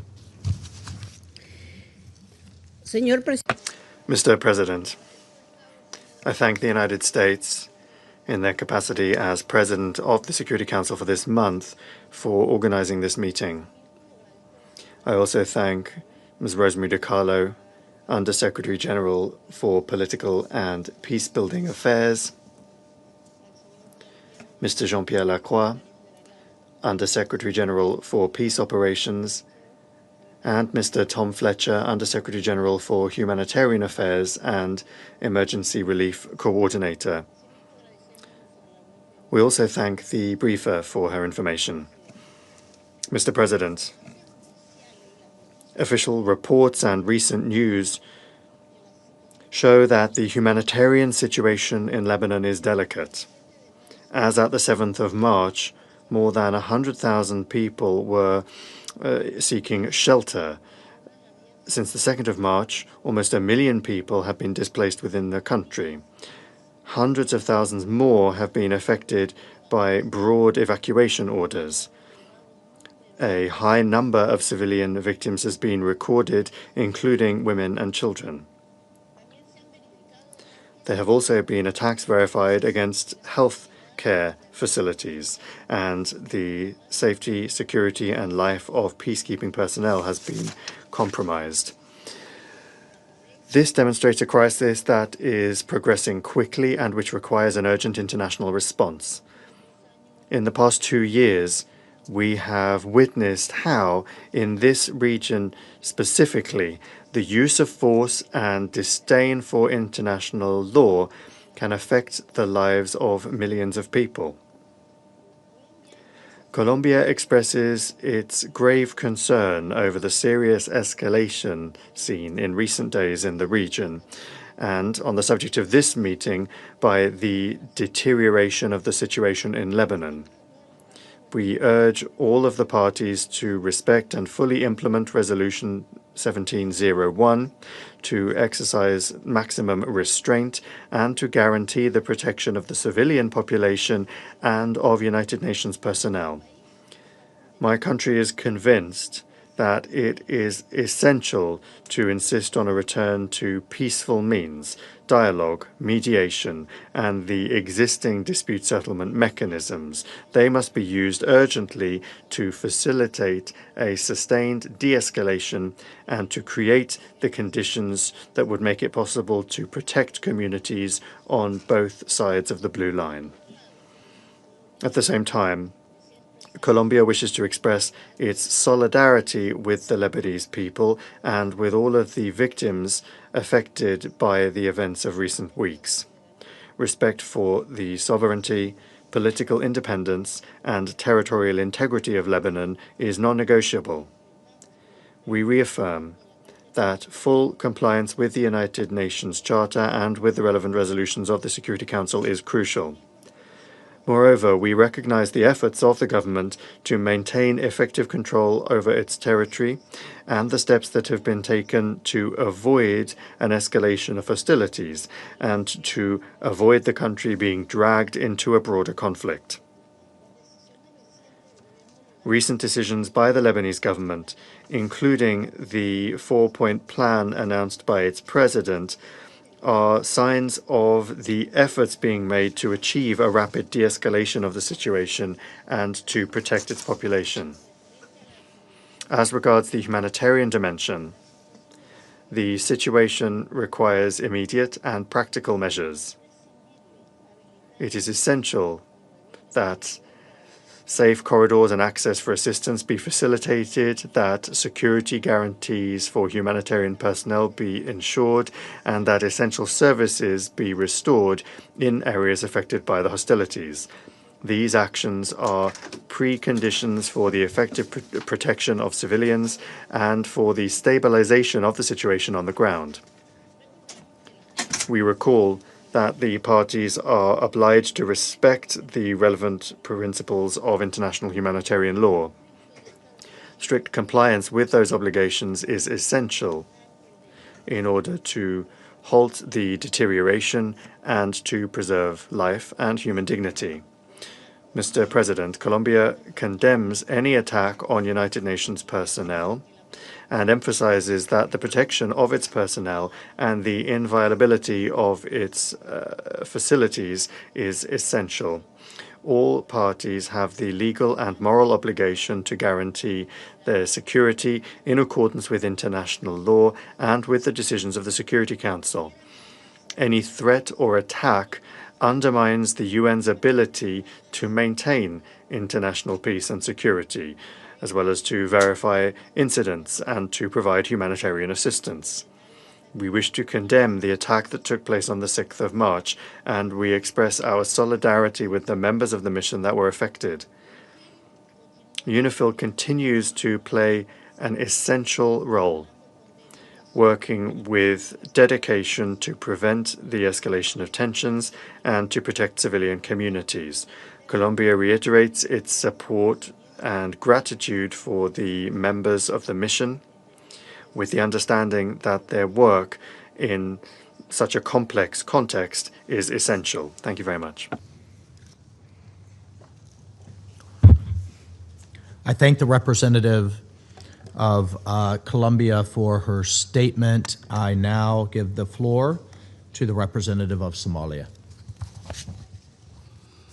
Thank you, Mr. President. I have the honor to deliver this statement on behalf of the A3, namely the Democratic Republic of Congo, Liberia, and my own country, Somalia. We thank USG DiCarlo, USG Lacroix, and USG Fletcher for their comprehensive briefings. We also thank Ms. Lynn Harfouch for her valuable contribution. We welcome the participation of the representative of Lebanon in today's meeting. The A3 views the escalation of hostilities in Lebanon since the beginning of March with the utmost gravity and concern. We are deeply alarmed by the mounting toll on human life and the destruction of civilian infrastructure, including densely populated residential areas. Furthermore, as reported by UNICEF, nearly 700,000 people, including 200,000 children, have been forced from their homes, adding to the tens of thousands already uprooted from previous attacks. In that regard, we call for the protection of civilians and full adherence to international humanitarian law and international human rights law. The A3 is also gravely concerned about the March 6th incident against the United Nations Interim Force in Lebanon, UNIFIL, which resulted in injuries to 3 Ghanaian peacekeepers at their position in Al-Ghawza. This is a stark reminder of the perils faced by peacekeepers in Lebanon.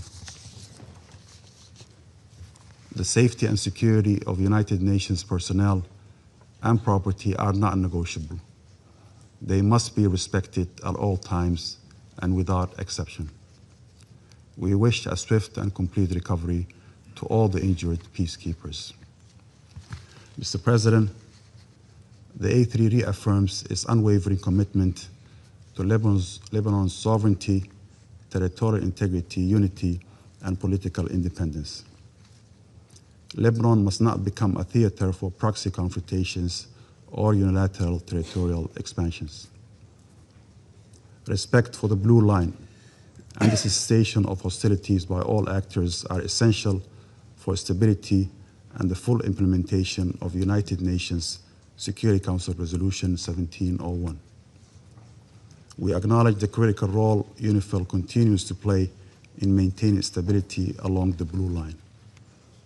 Its presence remains a critical element for the collective efforts to achieving peace in Lebanon and contribute to de-escalation. At the same time, the A3 underscores the importance of enhancing the capacity of the Lebanese armed forces to assume full responsibility for the defense of Lebanese territory. We urge the international community to intensify its support, including equipment, materials, and financial assistance to ensure their effective and sustainable deployment south of the Litani River. To conclude, Mr. President, the A3 calls for an immediate cessation of hostilities and an urgent return to the parameters of the 2024 ceasefire agreement.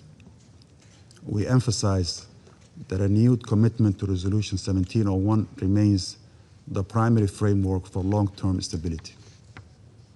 It's imperative that all parties prioritize dialogue and diplomacy over kinetic action to prevent a full-scale regional conflagration.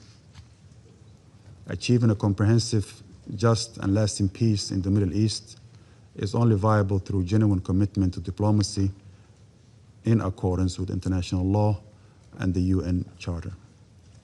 We stand in solidarity with the people of Lebanon, and we urge this Council to act with unity and resolve to restore peace and uphold international law. I thank you. Thank you to the representative of Somalia for the statement. I shall now make a statement in my capacity as the representative of the United States. I add my thanks and appreciation to all of our briefers today. Colleagues, the United States condemns the attacks that Hezbollah, a longtime proxy of the Iranian regime, has launched against Israel. Hezbollah has yet again made it clear that it does not represent nor does it defend the people of Lebanon. It defends the interest of the Iranian regime. It is nothing more than a proxy and, frankly, an obstacle to Lebanon becoming a peaceful, stable, and functioning state, something I think we all would like to see and encourage. We recognize Israel's legitimate security needs and its right to defend itself from the Iranian regime and Hezbollah, which are two sides of the same coin. And we ask all of you, we ask our colleagues, how long will the world continue to tolerate the Iranian regime as the world's largest state sponsor of terrorism, sowing havoc around the world as it seeks to export its so-called revolution? I ask you, what country can legitimately say it's better off or more stable because of Iranian influence over the decades? Yemen? No. Lebanon? No. Syria? Absolutely not. Iraq? No. They're all trying to rid themselves of this cancer that has spread over the decades, this disease of instability and chaos. Thankfully, the United States and this administration is taking bold action to do just that. But to the end of ridding itself of this violence, death, and destruction, the United States welcomes the absolutely historic, and we should recognize it for what it is. We welcome the March 2nd decision of the Lebanese Council of Ministers to immediately prohibit Hezbollah's military and security activities. We applaud them. As the government of Lebanon said in its letter to this council on March 2nd, these activities, the activities of Hezbollah, disregard the will of the majority of the Lebanese people. In fact, it's endangering them. That statement is an absolutely historic milestone on the road to ending Hezbollah's long and destructive influence in Lebanon. The next milestone is implementation, and Lebanon's security services must enforce this policy and prosecute those who violate it. Now is the time for the government of Lebanon to take back control of the entirety of its country. The United States absolutely supports that endeavor and that mission. We urge our friends in Lebanon to not let this moment slip away. Our message is clear: take your country back. And we are all too happy to apply the time and treasure necessary to do that. The United States also commends the actions of the Lebanese government to expel Iran's Islamic Revolutionary Guard Corps, the IRGC, which has undermined Lebanese sovereignty for decades and provides oxygen, provides money, provides weapons to Hezbollah's terrorist plots in Lebanon and across the globe. The world must now come together in supporting Lebanon's efforts. The world must come together now in supporting Lebanon's efforts to exercise its sovereignty across every inch of Lebanese territory. The United States stands with the Lebanese people who were dragged into yet another war by Hezbollah at the behest of Iran. We are responding to the civilian consequences of this recklessness by providing immediate, life-saving humanitarian assistance to hundreds of thousands of now displaced Lebanese. Since 2012, the United States has provided more than $4.4 billion in humanitarian assistance to support Lebanon. And we commend the many humanitarians on the ground who are aiding in this effort.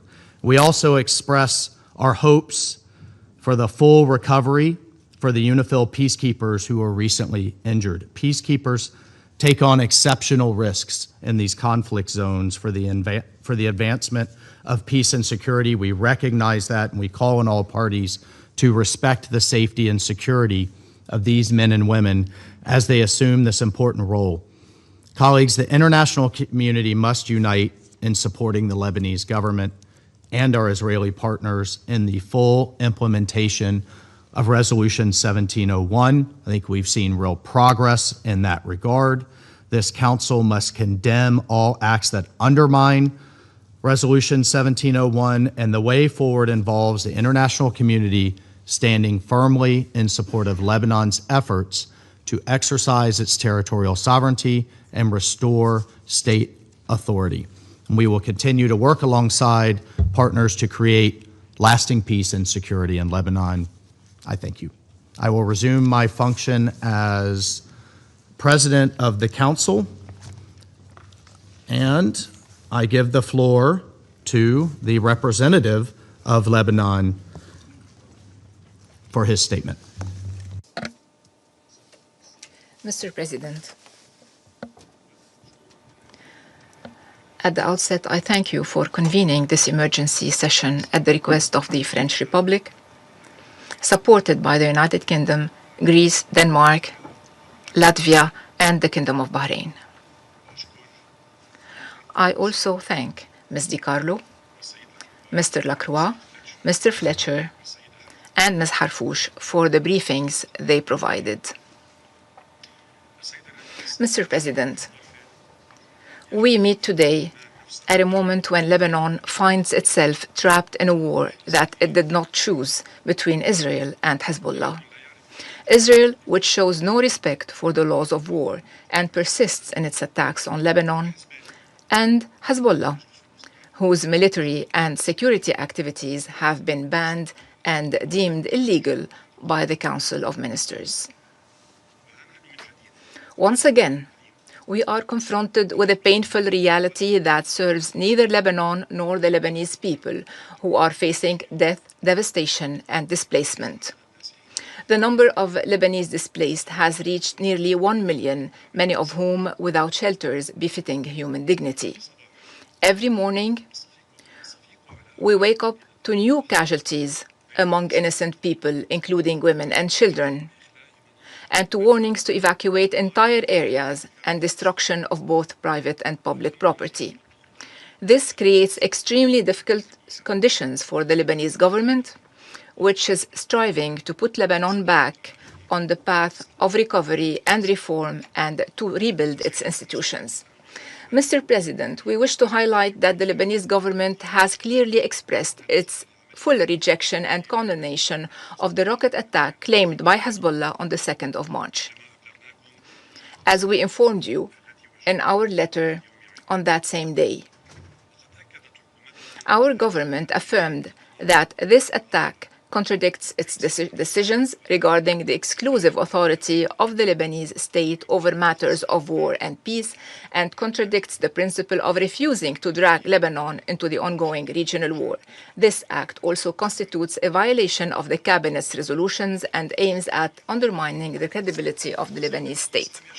Mr. President, in our modern history, no Lebanese government has demonstrated this level of courage and determination to reclaim the state authority, to restrict weapons to legitimate state institutions, and to extend the state's control exclusively through its own forces over all Lebanese territory, in implementation of the Ta'if Agreement, which stipulated the dissolution of all Lebanese and non-Lebanese militias and the handover of their weapons to the Lebanese state, and to extend the state authority over all its territories, and in implementation of relevant international resolutions, including 1701, and in implementation of the government's ministerial declaration and related decisions, particularly the decision adopted on the 5th of August 2025. We recall that on the 2nd of March, the government issued a decision requiring the immediate prohibition of all Hezbollah military and security activities, deeming them illegal and compelling Hezbollah to hand over its weapons to the Lebanese state and to confine its work exclusively to political activity within constitutional and legal frameworks. On the 5th of March, the Lebanese government adopted an additional decision tasking the security institutions with verifying the presence of members of the Iranian Revolutionary Guard in Lebanon and deporting them immediately upon identification. Another decision was issued requiring prior authorization for issuing entry visas to Iranian nationals seeking to visit Lebanon. Mr. President, we will not accept a return to the past. The Lebanese people do not want war, and the Lebanese government is moving forward in implementing its decisions and will not backtrack. However, our priority today is to stop this war, to protect our country and ensure the security and safety of our people. It is our right to live in peace and security in our homeland and our region. To this end, the Lebanese government has expressed its readiness to enter into negotiations with Israel under international auspices with civilian participation to settle all outstanding issues. The President of the Republic called on the international community 2 days ago to support him and to implement the initiative he announced, consisting of the following: establishing a full truce, including a complete halt to all Israeli ground, naval, and air attacks on Lebanon. Second, expediting the provision of essential logistical support to the Lebanese armed forces. And third, enabling the Lebanese armed forces to take control of areas of tension, confiscate all weapons found there, and seize Hezbollah's arms and depots and warehouses in accordance with the available information. Fourth, simultaneously, Lebanon and Israel would begin direct negotiations under international auspices to implement all of the above. Mr. President, in support of the Lebanese government's efforts, this esteemed council is called upon to compel Israel to implement Resolution 1701, to respect the cessation of hostilities, to withdraw fully to internationally recognized borders, to end its repeated violations and breaches of Lebanese sovereignty, to release Lebanese detainees, to cease its threats to Lebanon's territorial integrity and political independence within its internationally recognized borders. We reaffirm Lebanon's attachment to the follow-up mechanism established under the Cessation of Hostilities Declaration pursuant to Resolution 2790. We also reiterate Lebanon's commitment to the truce agreement signed with Israel on the 3rd of March 1949, which is in the interest of both parties. Mr. President, we must also reiterate our condemnation of Iran's deliberate and unjustified attacks targeting the Gulf Cooperation Council states, the Hashemite Kingdom of Jordan, Iraq, and Syria. We express our full solidarity with these countries. We also condemn the attacks targeting Turkey, Azerbaijan, and Cyprus. We strongly denounce these reprehensible acts which Lebanon rejects unequivocally and without reservation. We also condemn the attacks against the UNIFIL from any source. We renew our gratitude to the UNIFIL, to the troop contributing countries, and to all personnel serving within this force, especially those who lost their lives in Lebanon in service of international peace and security. We strongly condemn the targeting of the Ghanaian battalion headquarters and express full solidarity with Ghana and UNIFIL's command, wishing the injured a swift recovery. Finally, Mr. President, Lebanon is facing an extremely dangerous moment and a true humanitarian catastrophe. While we work tirelessly to alleviate the suffering of our people and meet their basic humanitarian needs, any support or assistance to help ease the burden of this crisis is welcome and greatly appreciated. We reiterate once again that Lebanon will not accept to be turned into an arena for settling scores. We will continue striving to lead our nation out of this ordeal stronger and more resilient. Thank you, President.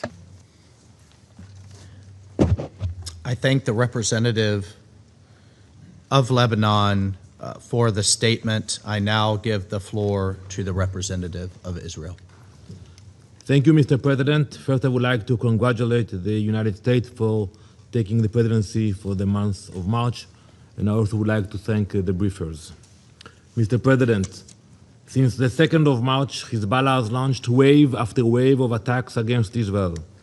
More than 880 rockets and missiles, more than 60 UAVs, more than 15 anti-tank guided missiles. Hezbollah itself has been clear about why, and I quote, to avenge the death of Ayatollah Khamenei, not to defend Lebanon, not to protect Lebanese citizens, but to serve the agenda of the Iranian regime. Just days ago, they vowed to fight to the last breath. As we sit here today, Israeli families are running to bomb shelters as Hezbollah launches new attacks toward our communities. That is the reality we face. That is why Israel is now operating in Lebanon to stop this threat. Mr. President, to understand where we are today, we must look at what has happened since October 7th. For years, Hezbollah grew into one of the most powerful non-state armed organizations in the world. It began way back in the 80s, when Lebanon was in the middle of a civil war. But over time, it became something more dangerous, a proxy army built by Iran, funded by Iran, trained by Iran, armed by Iran. By 2024, Hezbollah had between 150,000 and 200,000 rockets and missiles. Think about that. The largest arsenal ever held by a non-state actor. Think about your countries. Most of your countries do not have the capacity of 200 missiles and rockets.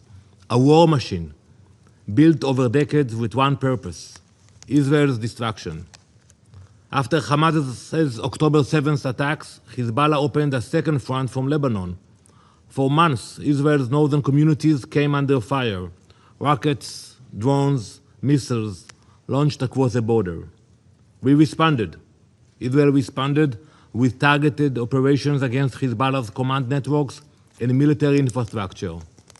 I want to remind you that during that operation, senior leadership was eliminated, including their leader, Hezbollah leader Hassan Nasrallah, a terrorist with blood on his hands. Command structures were disrupted. Around 3,000 fighters from the Radwan force were taken off the battlefield. They lost roughly 80% of its rocket capability. The army Iran spent decades building, we broke it. But Hezbollah was not fully eliminated. We have to admit it. Instead of stepping back after the ceasefire, it rearmed, restocked, it rebuilt, and it did so with the help of the Iranian regime. During the first year after the ceasefire, Iran funneled more than $1 billion to Hezbollah. It continues to receive over $50 million every month to rebuild its military machine. Tehran funds it, Tehran arms it, Tehran directs it. Hezbollah pulls the trigger, but the Ayatollahs in Tehran pull the strings. All of this in direct violation of Security Council Resolution 1701. Mr. President, that resolution required the area between the Blue Line and the Litani River to be free of Hezbollah weapons and terrorists. You all voted on this resolution.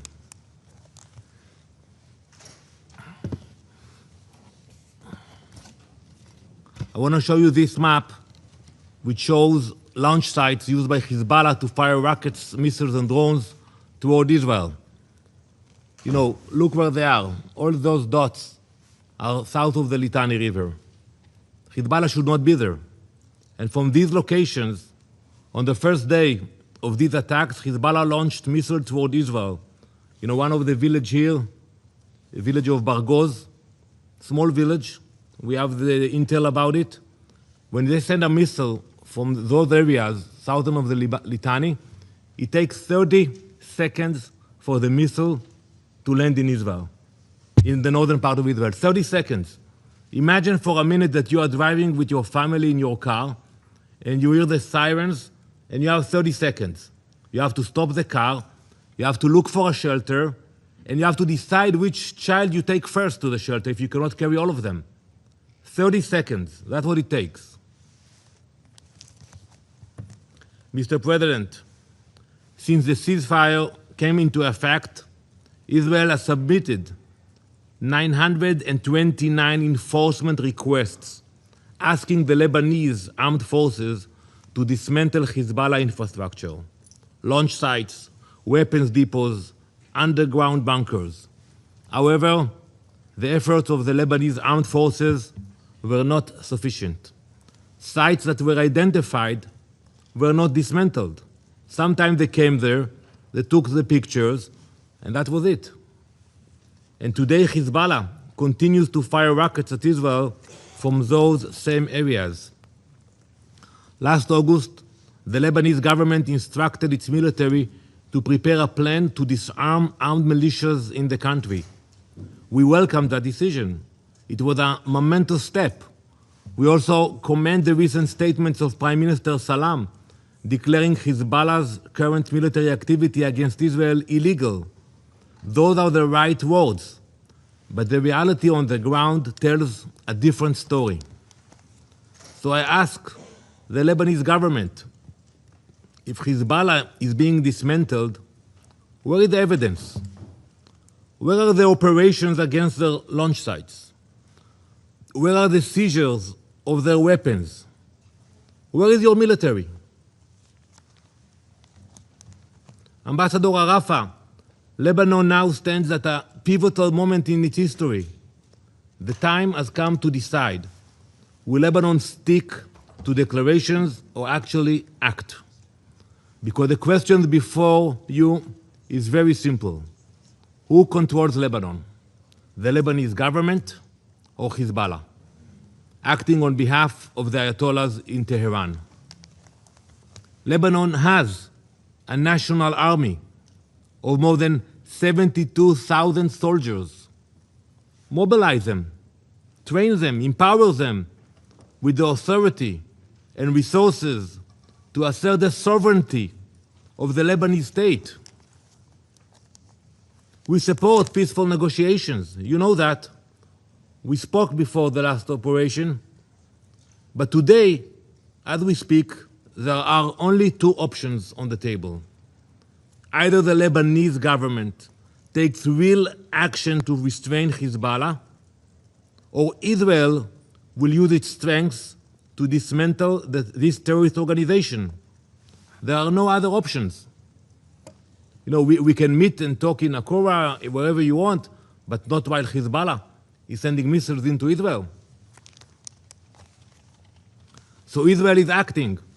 In recent days, the IDF has struck Hezbollah command centers and military infrastructure across southern Lebanon.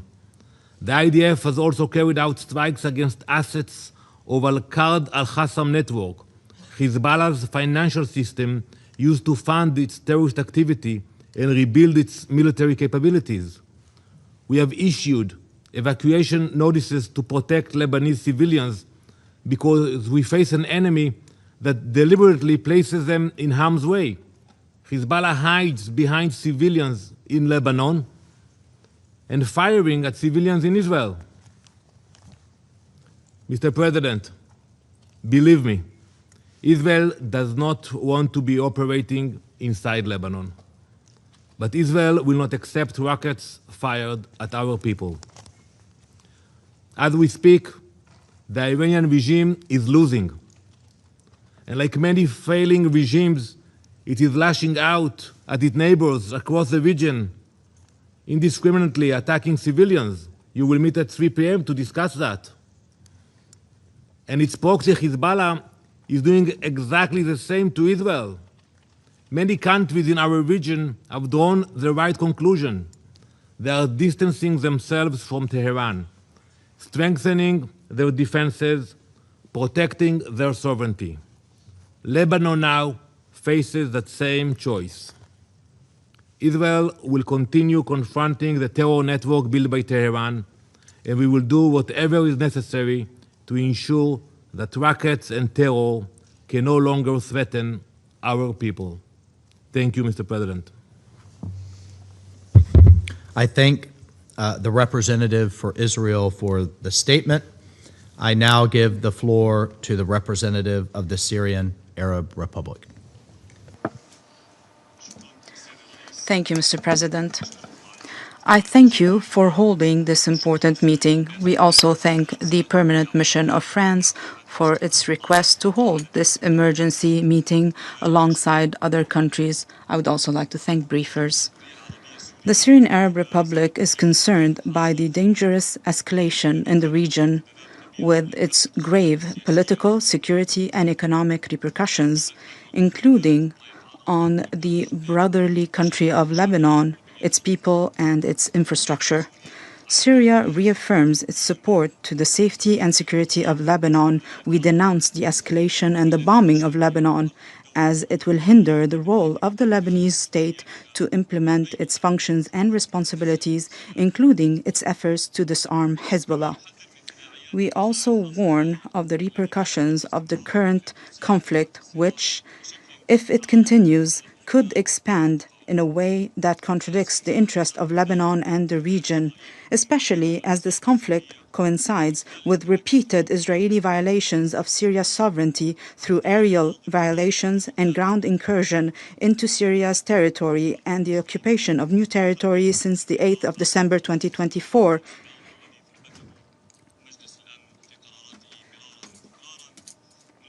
We also welcome in this regard, Mr. President, and we thank the efforts of the United States, led by President Trump, for its role to mediate to resolve this issue. Mr. President, Syria rejects the policies of displacing civilians under the threat of bombing and destruction, as this has grave humanitarian repercussions on Lebanon and Syria, and they will be difficult to contain. Moreover, Syria welcomes the decision of the Lebanese government to reject any military or security activities from Lebanon outside the legal state's institutions. This same decision bans Hezbollah's security and military activities and compels Hezbollah to hand over its weapons to the Lebanese state in order to consecrate the state's monopoly on weapons and strengthen its sovereignty over its territory.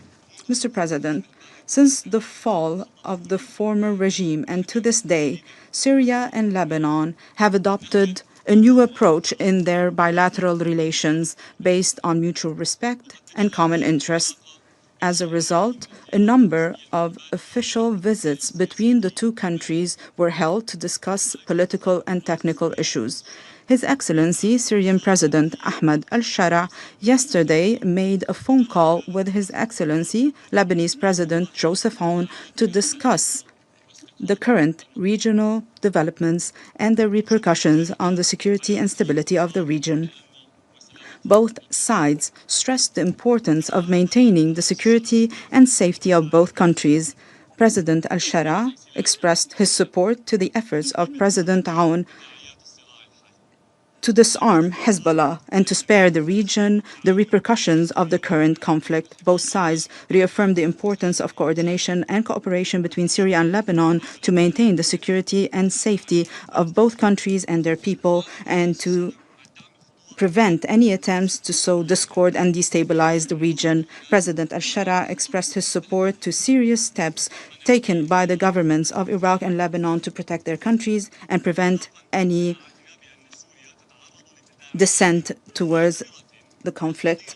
We are convinced that Syria is affected by the direct and dangerous repercussions of this escalation. We believe that Syria's stability is a cornerstone for the stability of the Levant and the region. Therefore, we strengthened our defense forces along the borders with Lebanon and Iraq as a precautionary measure to prevent any spillover of this conflict to Syria's territory and to confront and combat cross-border organizations to prevent them from using Syria's territory to implement their foreign agendas in a way that runs counter with the interest of the Syrian people and the people of neighboring countries. Mr. President, Syria condemns in the strongest terms all forms of the ongoing Iranian attacks against the security and stability of the Arab Gulf countries and Jordan and Iraq.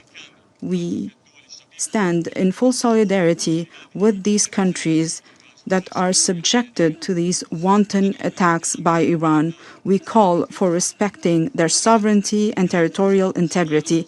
My country also denounces all Iranian statements and procedures on the closure of the Strait of Hormuz, as this jeopardizes the freedom of navigation and international trade, in addition to the energy supplies that impact most countries of the world.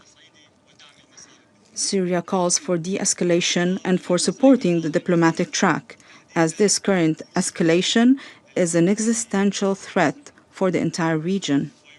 It jeopardizes the global economic stability.